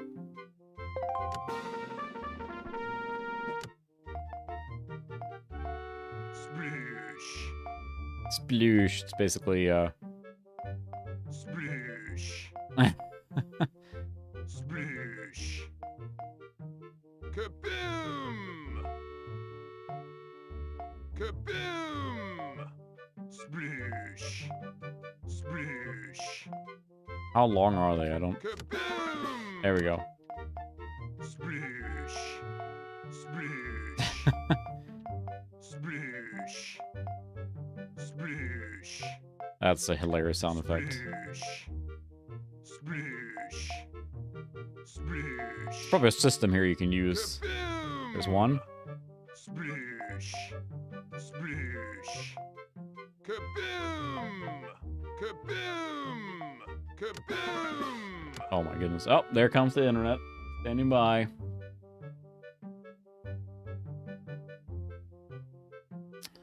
Waiting for the internet to catch up again here. I had a good run there.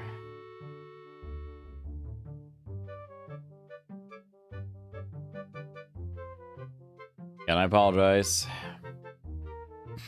Kaboom! No internet. Catching up again now. I'm waiting for it to keep buffering there. I couldn't handle the kaboominess. So where do we think now? Should I go on top left? I only have 3 bombs left, so... I do have a high score now. Because I only have like a 2-1 left, right? It'll be near impossible to find it now.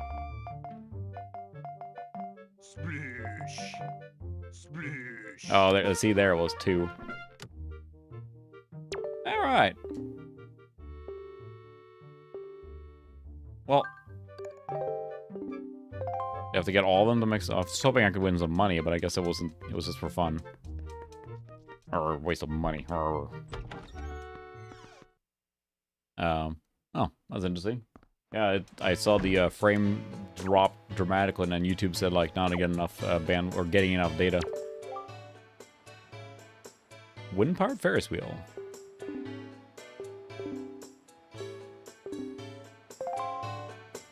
Yeah, I need to use something special later to change the direction of the wind. Well, that's fine. It was smooth, and I guess it was buffered enough, but oh well. Yeah, I gotta figure out what's going on. I was hoping to see like, looking at my ISP's website, because last time it happened like this, then there was a service outage then that later at night. Like, I don't know that they can't figure it out here, but it can't be a coincidence that my internet, and it's not again like someone's uploading something, because it is just like tanks. It just completely tanks. So it feels like some oversubscription thing going on at night, or who knows what.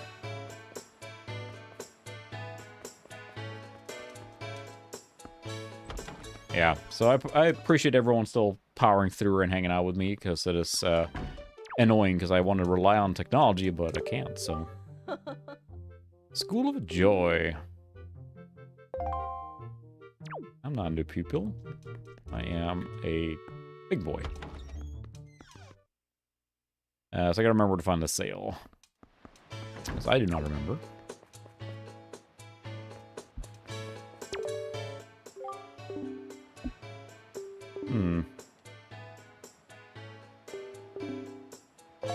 Oh, I don't have a letter, but thanks for the heads up. That's the guy just walking around? Okay.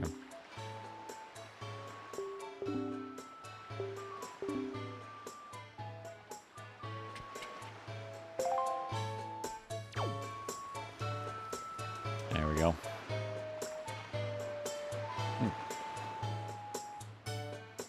Yeah, we have a second router up on this top floor.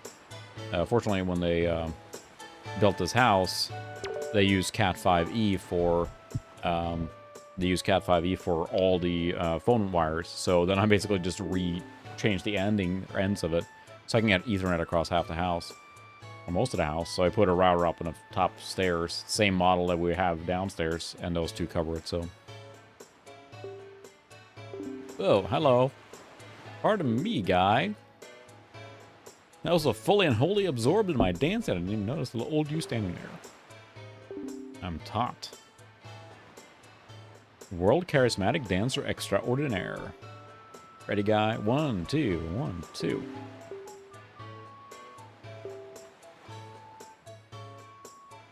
Yeah, that's great. Do you have a sale or money for sale?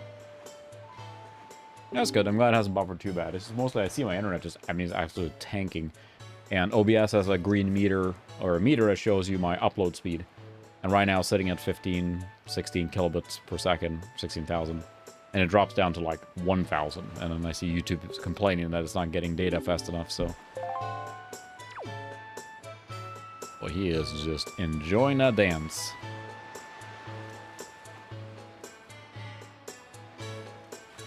Well, we'll collect some piggies.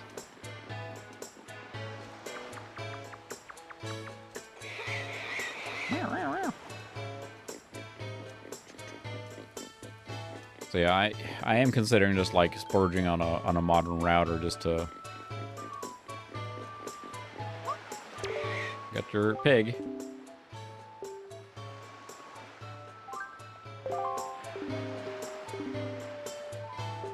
Okay.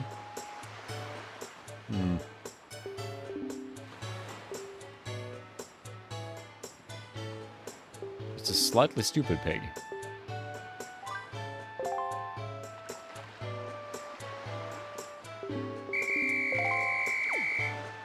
So it's not that pig then.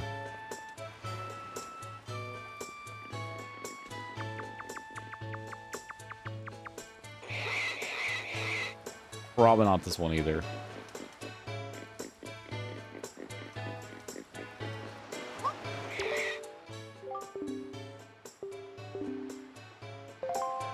Well,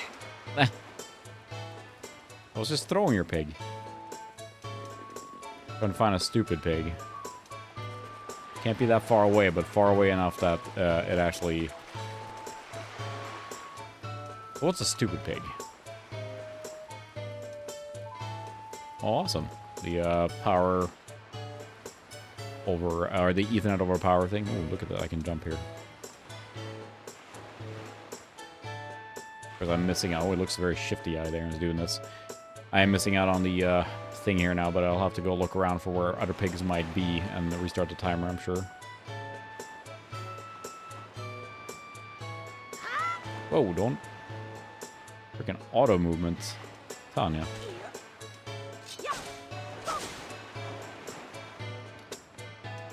I figured you can climb here. It's a stupid pig up here, maybe? Look at this. I'm gonna crawl in here. Oh, nice. Oh, okay, so you're using the internet coax. Interesting. The camera. The camera, oh my.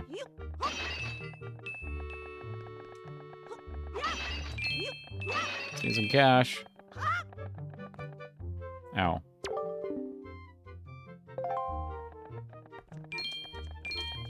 But can I buy some bombs? 10,000. Oh my goodness.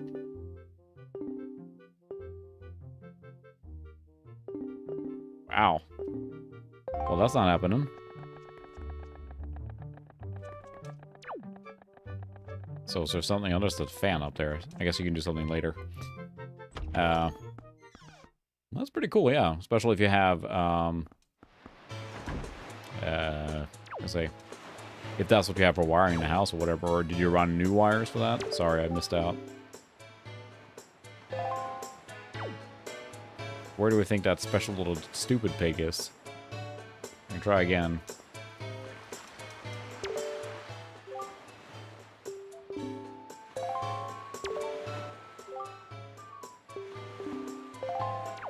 I get another chance. I think there's a day-night cycle in this game because there's stuff that happens at night and other stuff that happens during daytime. So.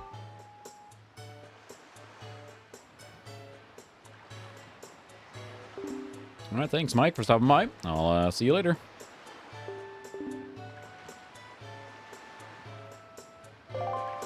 Yeah, I would set up for Great City, but I need sales.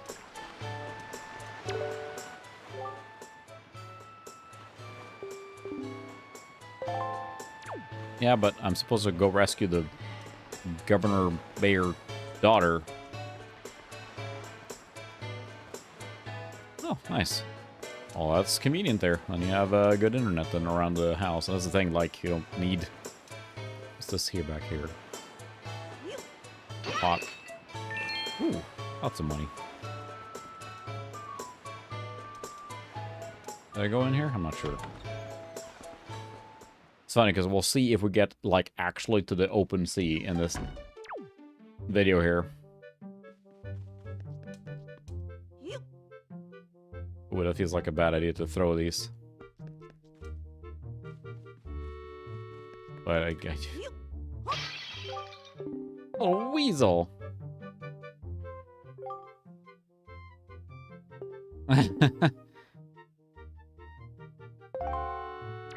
Sorry. My mistake. I guess it was the auction here, but it's like...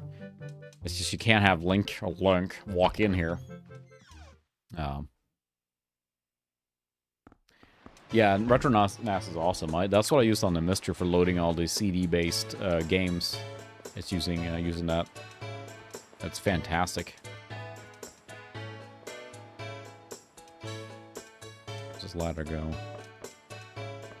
Hopefully it's not buffering again, because yeah, I see the connection dropping yet again. We'll really go for some of that fiber right about now.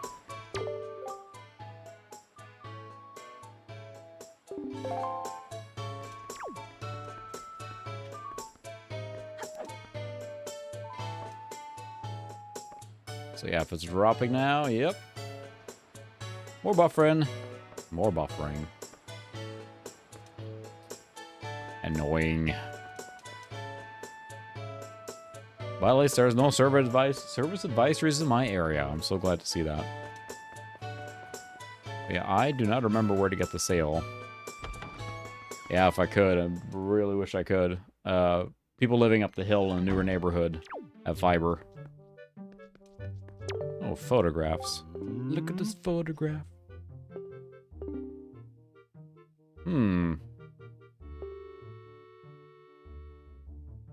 Precious Picto Box.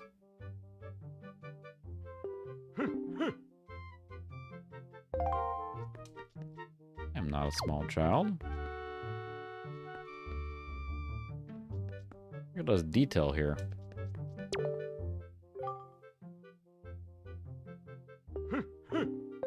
Shoo.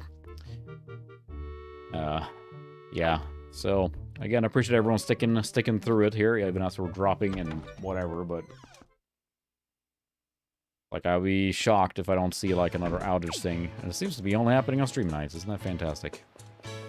And again, I'd be wondering like, what else do I have here? But we started to eliminate anything we could think of using bandwidth. And the one thing I would like is that the router we have has no like bandwidth. It's an older model, so that is on my mind to maybe get a brand new one that I can actually see utilization on better and see like, am I actually, as it's dropping like that, I would like to see like are we uploading anything? Because the speed test during that happening is just tanking. But it's very possible that we are, you know, uploading something causing that, right?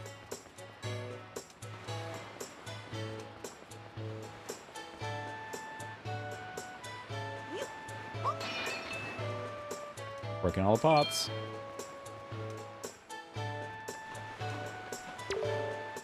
You have a sale?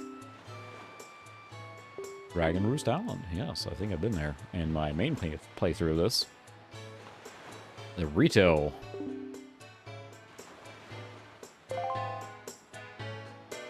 You mean these? These faces? Is that what you mean? She looks so happy. In a creepy way. We'll take that. I feel like I probably need to get enough to buy the thing from that dude, so I need to get some more money. Any grass I can cut around here? I'm great at cutting grass. Just pots everywhere in all these bushes. Yeah, there's quite a bit of cash in there. I feel that's the next step is to buy the thing from that guy, but...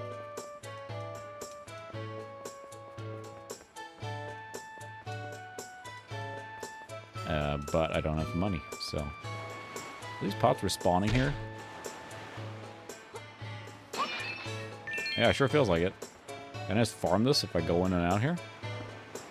And there goes the internet again. Again, I would necessarily take off the table that it's not something we're doing, but... Really?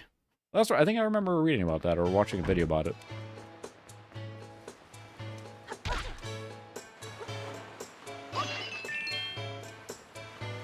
So hopefully it comes back again here, more buffering.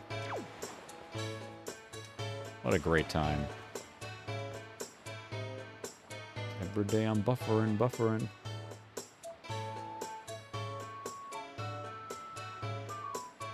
Waiting for it to come back.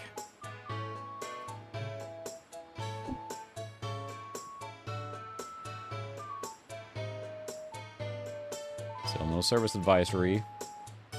It looks like it's coming back, going into green, waiting for it to catch up. What a pain. Yeah, it's going to be real difficult to troubleshoot, but then I'm almost inclined to get a newer router just to rule it out because, you know, they're going to ask those questions or whatever. Yeah, nothing here, but then the last several times we did this and it was going on like this, then in the end of the night they said there's a performance issue in your neighborhood. I'm working on it. So, sure, I'll buy it. Take that. Well, that's easy. There's the sale. I just had to buy it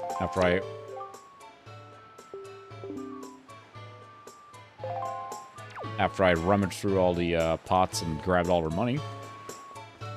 Now we can sail. Sail away. Just think of the cart band rendition of that. But that opens up the game considerably. I will help. I will, but I gotta sail first.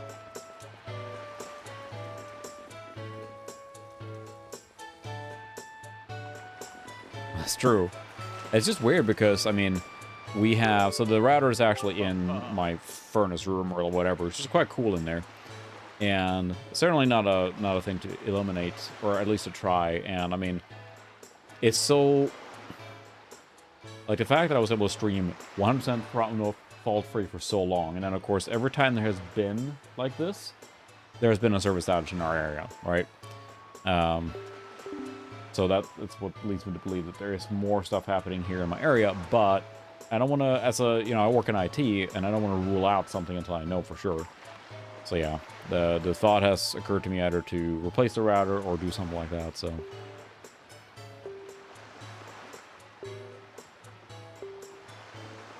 Time to sail. Sure. Yep.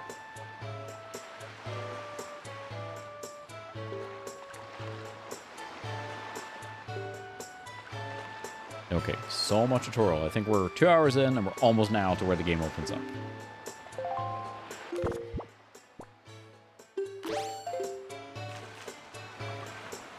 Get in the boat. Whoa. This is where the game, like, really opens up now, because now you're just sailing the open seas. And this was pretty cool. For me, it was just like, you could sail really anywhere you want. Yeah, they want me to sail there. And this area is quite large.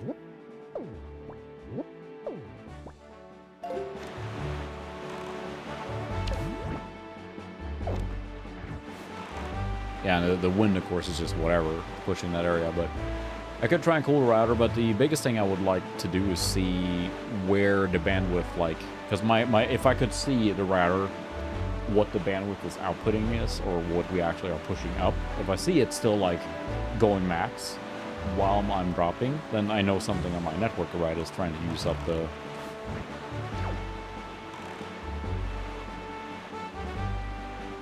I don't remember if this is like a race or...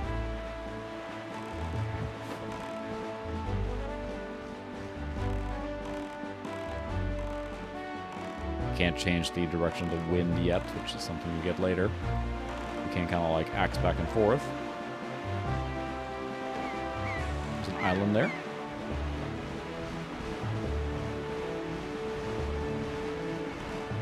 Let's explore that. And that's the thing that, like, you know, you have the kind of like the Hyrule field where you can just kind of ride around. Here you have like an entire ocean you can kind of sail around.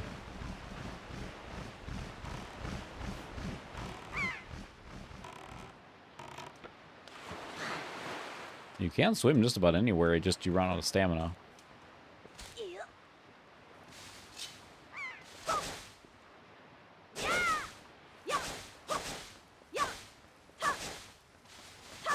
See what it says here. Reach Dragon Roost Island, head east from here. I'm just trying to find some stuff. Money? None? I think I don't have a crane yet on Old Kingy there, because that does help. You can, there's a mailbox here too. I'll swim by and talk to those dudes there. But I just remember playing this game then, and it's like, it was quite a, feels like pretty gutsy way for them to like kind of make the game so open, you know?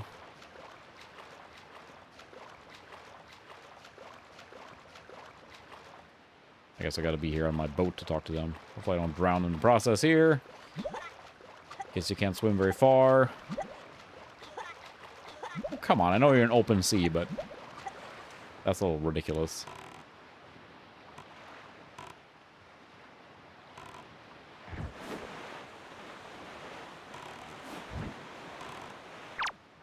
Oi! Yeah. Mighty fine boat. Searching for treasure? Who wanders around on a fishless sea?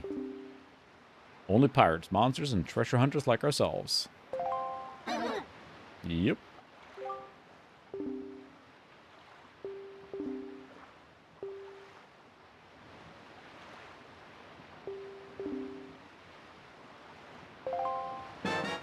That's convenient. Treasure chart. Well, yeah, but I don't have a claw, I think, to pick them up yet, so I can go hunting for treasure.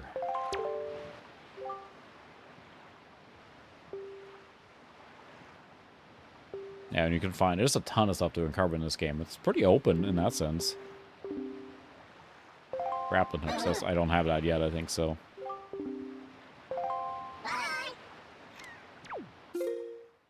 Let's see, I think we have charts.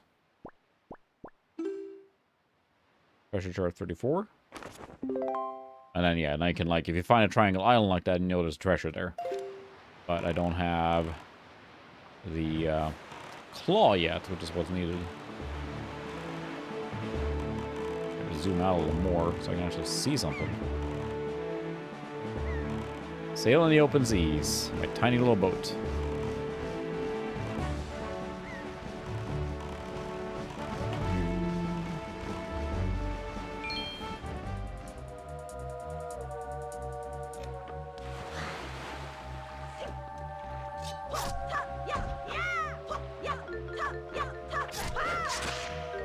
Or like, dude has been like shipwrecked here or whatever, and I'm like, haha!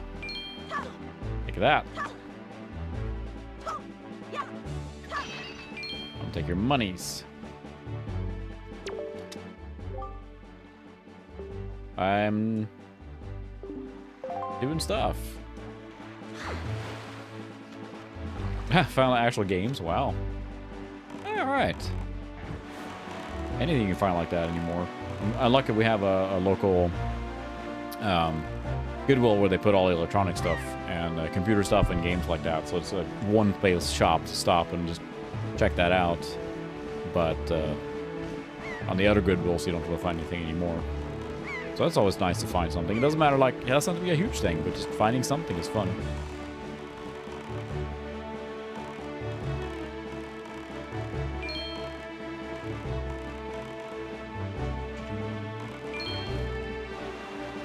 Okay, well, I was gonna get that rupee. No, that's fine. Thanks. And there it is, Lunk, Dragon Roost Island. Now we have to do some actual, like, you know, Zelda-ing with a very remixed track. Spirit of the Sky is a great dragon, but I never Valu. Not to be confused with Balu.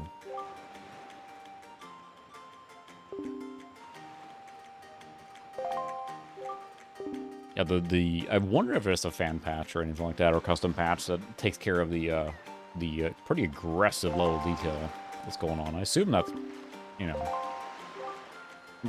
Wind Waker. I had it in my mouth the whole time.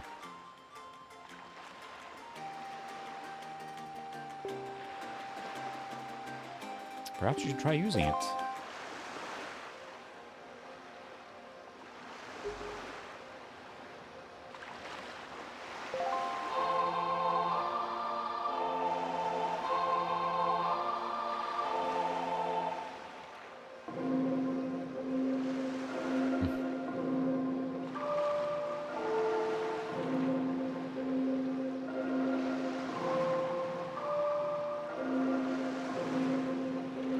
I am terrible at this.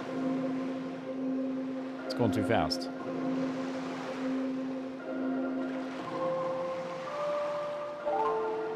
There we go. Very nice. That was splendid. Next is 4/4 time.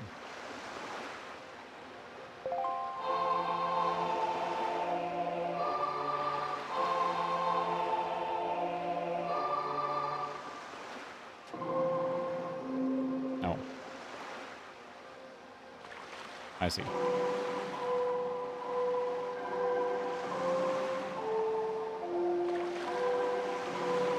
Slow down.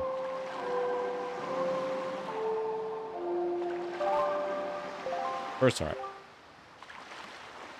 Ah. Yeah, probably there's some way. I'm just curious if there's someone to mess with it, because it feels like I wouldn't be the only person noticing the aggressive level of detail on. We got a stick. Power of the gods. Well, that's convenient.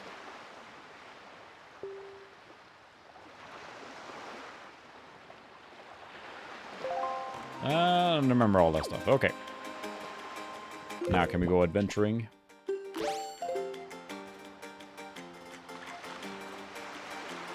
Bombs?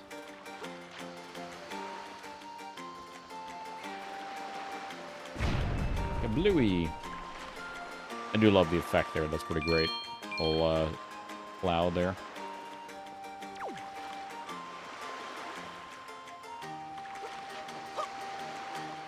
Take that. Kablooey. Ooh, dropped a big coin. A rupee. I don't know what the gold one is worth. Is that... I don't remember seeing the gold one that often. I don't think that was close enough now. Blow it all up. Link, what are you doing?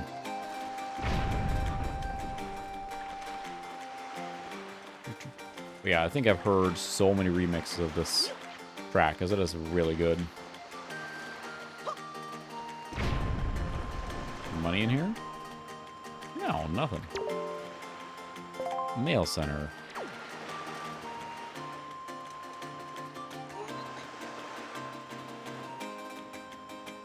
I think I have to come back for this here. Let's check out the other side of the island before we blow ourselves up the mountainside there. Crabs.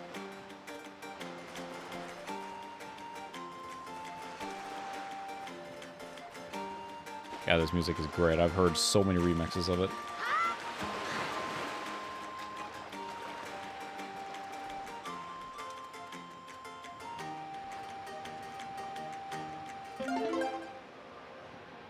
Up, left, right.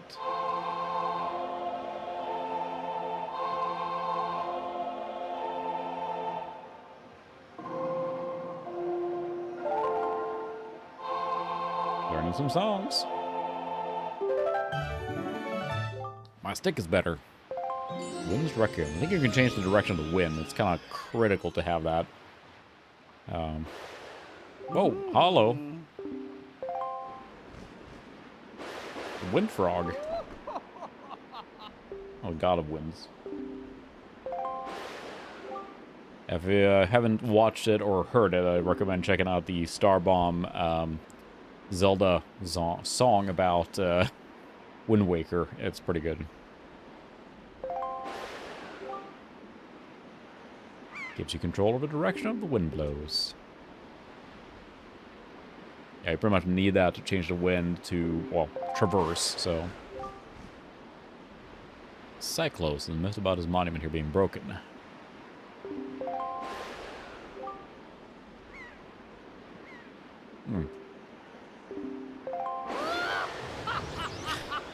Crazy wind frog. See you later. So that's pretty useful to have.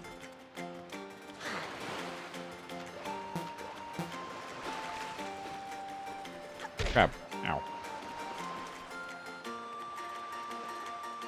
I'll say the, it just feels so much more alive, this art style, because if you go into, and look at, like, Twilight Princess, just look cool.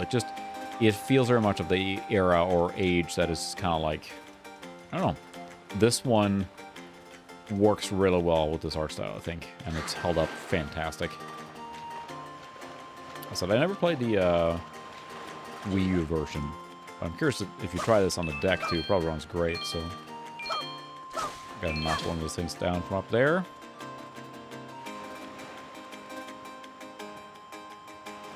His hat is flowing around too. It's fun when you look back at this generation, how many of the games or game mechanics started becoming popular or whatever, what you're expecting. Ow. Take that rock.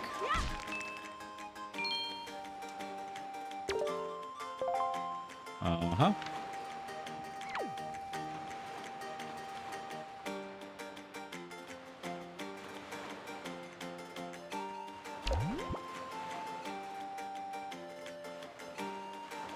Oh my.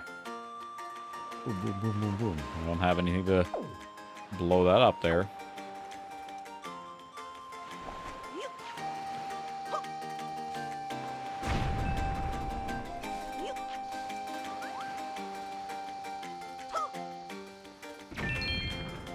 I didn't do anything. Whoops. Yeah, the controls are still like... It feels like developers have gotten really good, and like when they do like... when they snap to a motion or lock in something. That's still a little Wild West back here, it feels like, where things aren't always like clicking, or things are clicking too fast, or they're snapping, or whatever. Oh, that was a terrible throw. Then at least I can blame it when I am horribly messing up.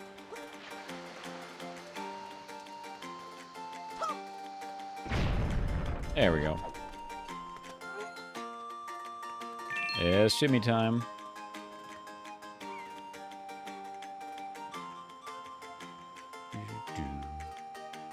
Nice. Those are solid pickups. This is for money. I can drop down here. Bomb. Bomb. Not even on do-do-do-do-do-do. I am disappointed. Oh, there's the flying guy. Hello.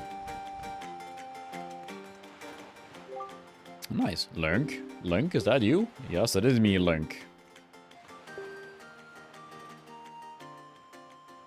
It is me, Link, indeed. Came on a boat.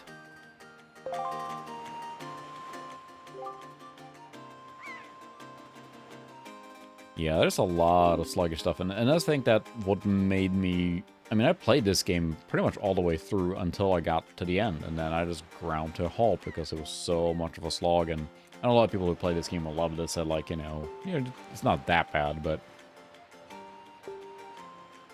I fly on ahead and let everyone know you're coming. Great. Come inside, Link. I'll be waiting. I can't fly. Bye. Could you... okay. Nice. Yeah, there's not many. Yeah. Is there nothing else that does... just... place it, or, Fantasy Star Online, that's it? Ooh, pots. Didn't need that. Say, Solar, good luck with your, channel rename. It's always fun to get a fresh start or whatever, so... Sorry, I broke your pots.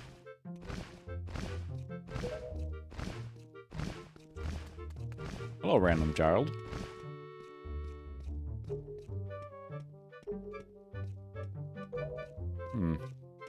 Yeah, I don't think there's a huge need to have the network adapter on it, right? Besides if you play Fantasy Star Online. But isn't there a... is that still going, or isn't there, like, a free server to use now?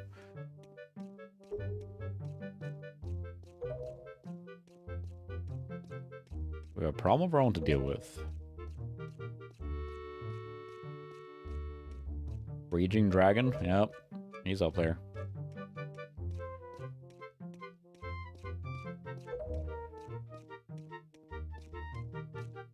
They're swaying aggressively in the background there.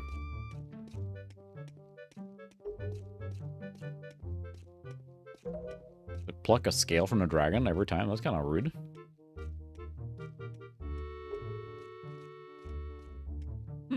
Very nice.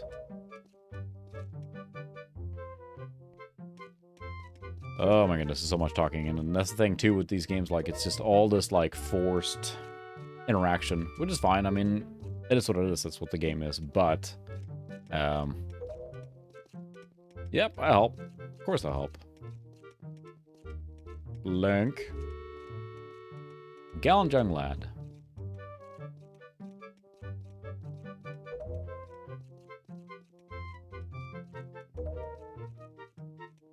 But I should be able to quick skip this. I cannot. He can't earn his wing. He is weak in some ways. In the light of the current situation, he may just give up on ever getting them. What say you? Player base are belong to us? Yep. I don't have a choice in it. Why are you even asking if he's always going to say yes?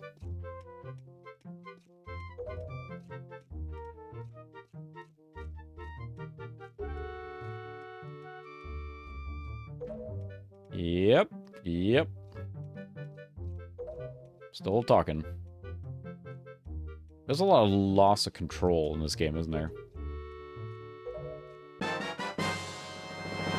Delivery bag.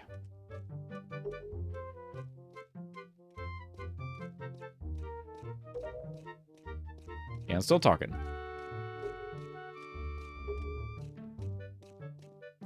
Still talking.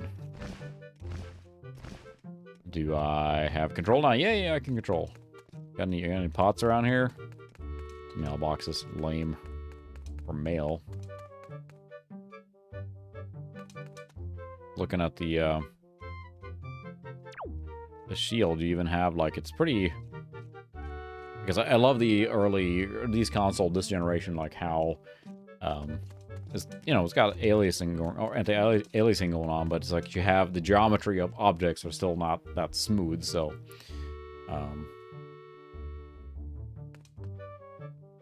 yeah, that's a long time gone now, that kind of server process.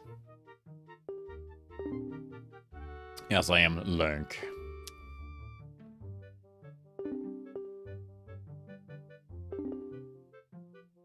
Take this. More stuff. Items! Yay! Wow, just saying a letter is a little passive aggressive.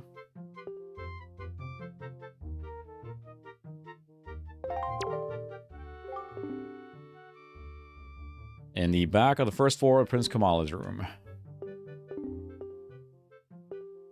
Lonk, lurk.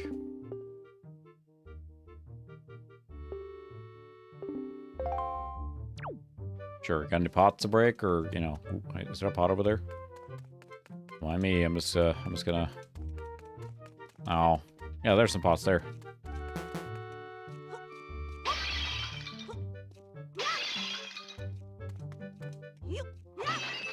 Money? I wish I could use my sword in here, but I cannot.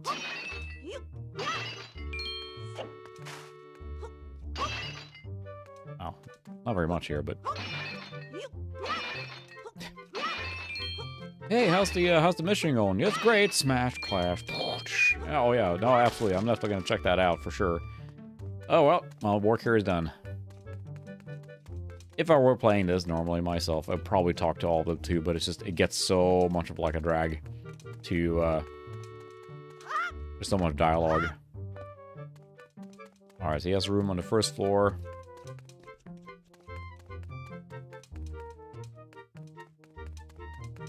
It's down here, right? Could be. Loading zones everywhere. Refreshing my ISP status, because, yeah, there he is. Still wondering if I'm going to see a service outage in the area or not, but nothing yet so far. I got a letter for you. Your dad doesn't want to talk to you, so he has a letter instead.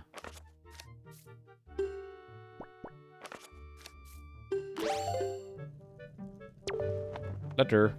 Like, he literally couldn't walk down here and give that to you.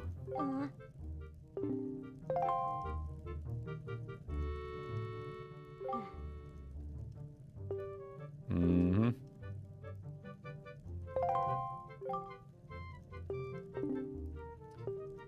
Yeah, it is a little bit nosy, you know. Steam Deck is really, really handy. I think it's a great, like, in-between device that does so many different things.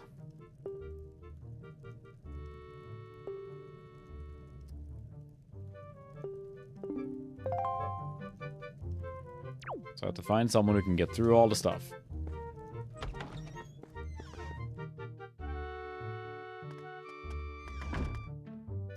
Yeah, it would be fun to mess with, honestly. It's a little bit outside of the, like, just buy for the sake of buying, but you get a lot of, like, GPU for the money, really, for the Intel ones. So it'd be fun to mess with, so... yeah, exactly. I think you're absolutely right. There was a ton of that going on, I think. So I gotta go back to Dragon Roost Island and find her Dragon Roost Cave entrance. Ooh, this is hot here. Am I taking damage here, or just...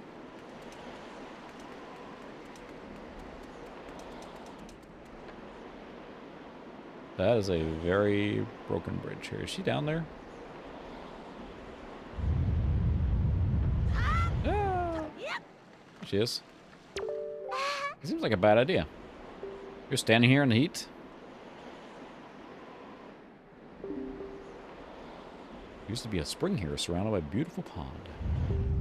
Now it's on fire because the dragon is farting fire.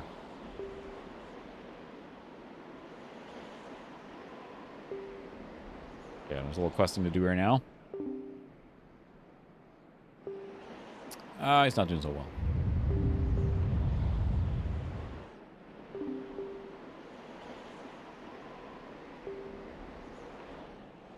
So much dialogue.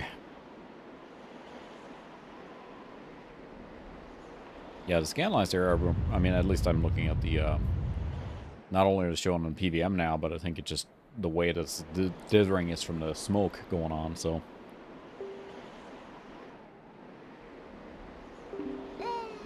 Link. Yeah, everyone wants my help. When does Link get his turn, right?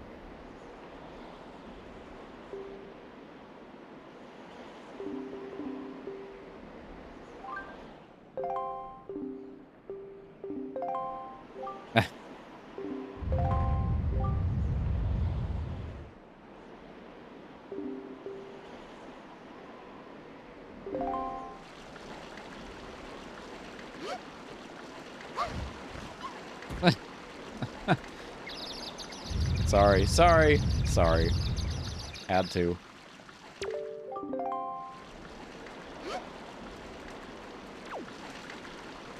I was waiting for the wind to blow in that direction.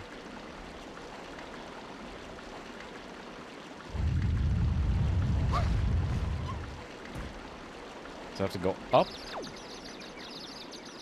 It's blowing against.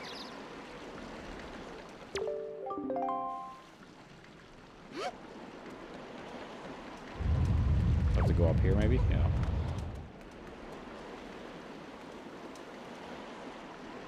Waiting for it to blow that way. Lie! There we go. Smack her into the wall a couple times. Bye!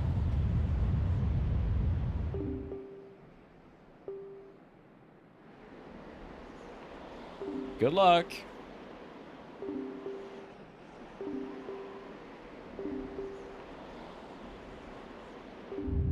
More items?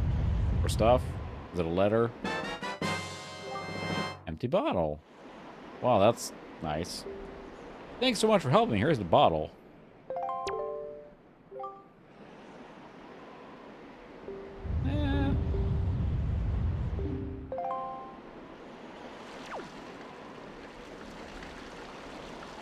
I use the bottle here in the water? I don't think so. Yeah. Water. Try pouring on something that looks dry and withered.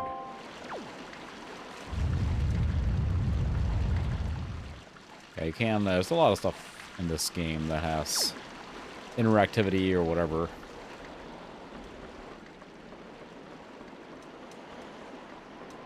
Yeah, I remember, like, when I was in college, the town I lived in Sweden had, these grow? Oh, yeah. Blammo!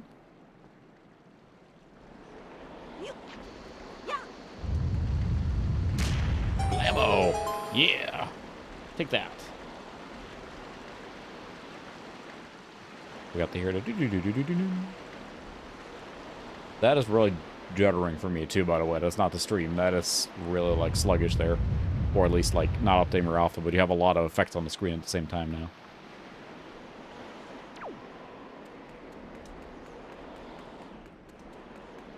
Yeah, we're coming. This seems like a generally bad idea. Ooh, pots. There's nothing in there. What a jip.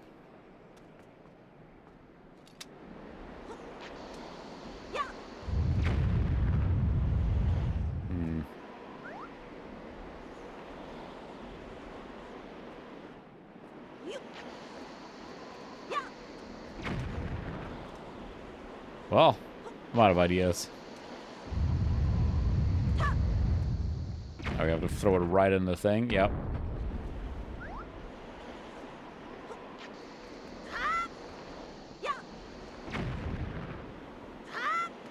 The aiming of it, that's just tricky. And I mean, I'm not good at it, of course, but... There we go. Whoa, whoa, I... Okay. Alright, Solar, thanks for stopping by. I just burned my behind off. So, there we go. Everyone take a drink. I fell in the lava. Really? Back at the beginning? Lame. There was lava. The first lava I encountered in the game, and I fell right in it, so... Mission accomplished.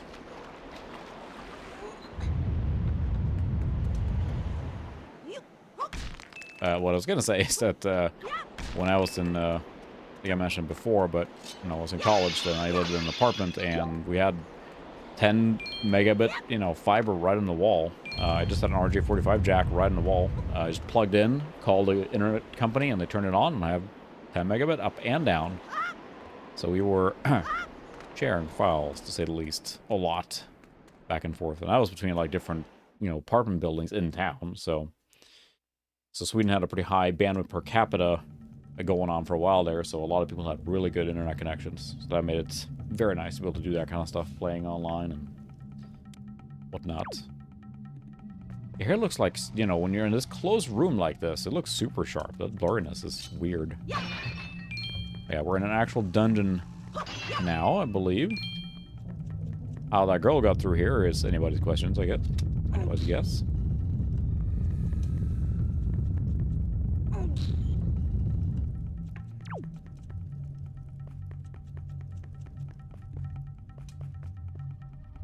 Yeah, we're in an actual dungeon now.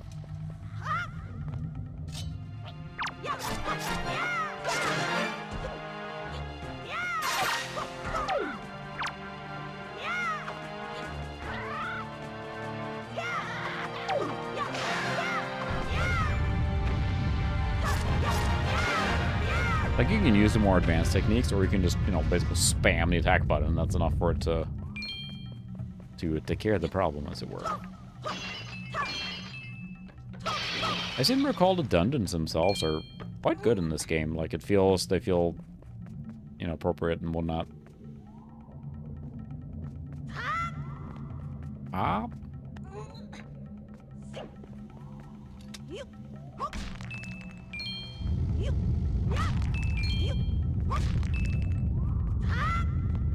And I remember having a pretty good time with them too. They were feel like they were the right level of difficulty and without being nuts. And I think I like those two there. But then there's no sticks here.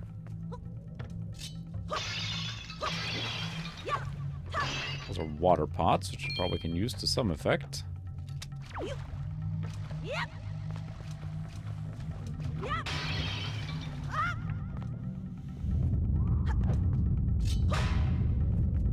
Yeah, I think I needed... There's a stick, yeah. Got my stick. And this is a mechanic that comes back a lot, which of course was in Ocarina of Time as well. Like any 3D game. Oh, that's not what I wanted to do.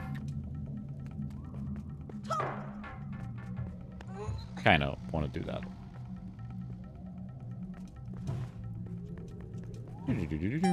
There it is. Key, please. It's still a Zelda game.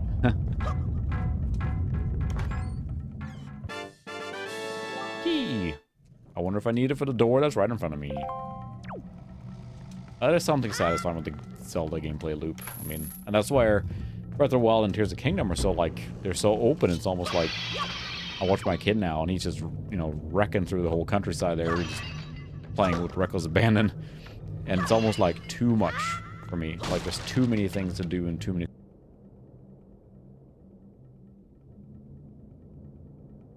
That was like full drop there. Neat. Super neat.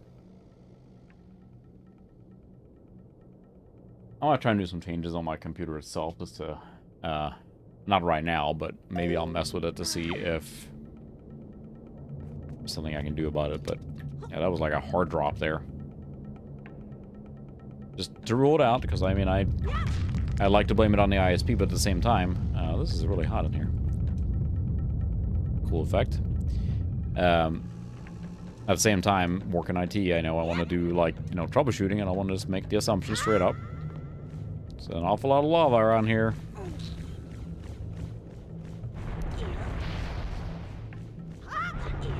Hop. Start the Norfair.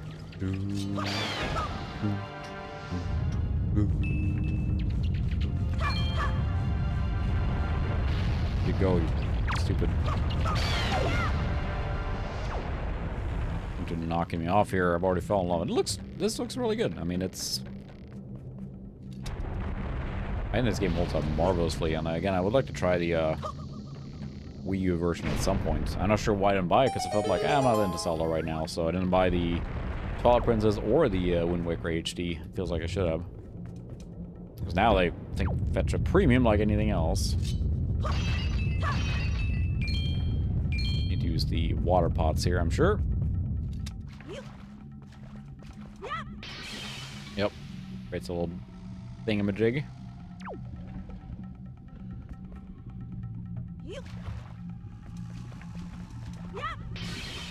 Not sure why they have all these here, but I'll take them. Seems like I should not be able to walk on that there, but whatever. Asbestos boots.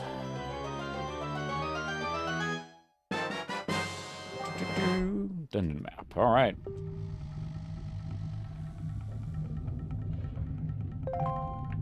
Sweet.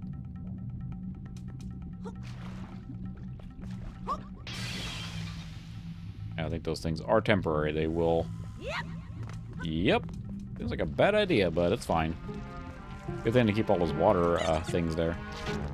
Bye.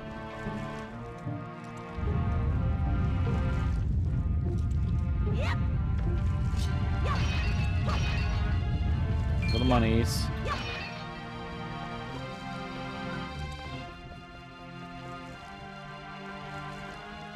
You never know what the first dungeon is going to be in a Zelda, but in this case here, it's not Fire Temple, it's Fire Adjacent, I guess.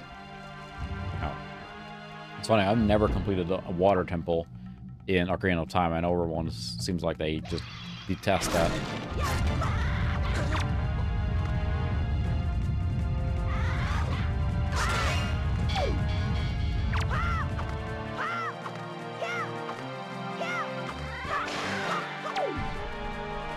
That was some fancy maneuvering there, but it did nothing. Just popped in though. 1 rupee. And again, if you have an opportunity, and there goes the internet again. That's actually quite hilarious at this point. No, waiting for buffering. We'll see here how long we power through this. If we just call here soon, it's getting pretty ridiculous.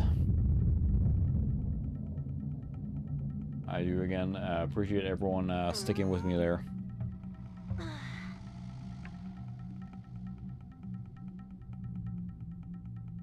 Let me take a look and see if I do a.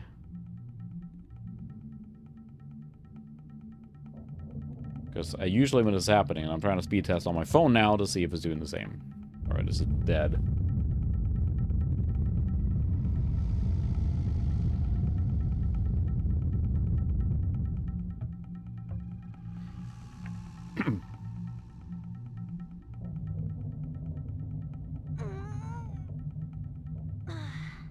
Yeah, this is the kind of telltale sign there. It's a speed test. You can't see very well.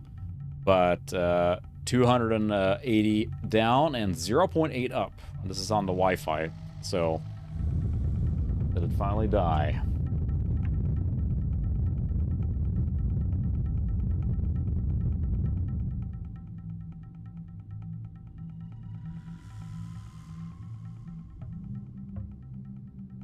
Waiting for it to return here. Sorry about this again.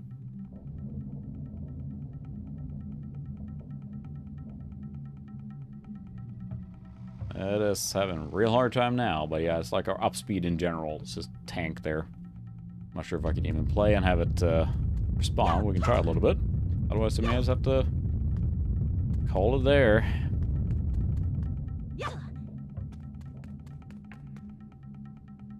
Can't get in there. I think it might be returning now. Maybe.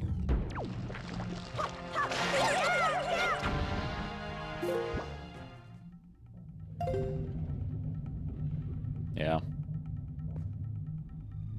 Well, yep, it's not looking promising right now. It's pretty shaky, so I hate to end on that note. It's kind of early as well, but I do really appreciate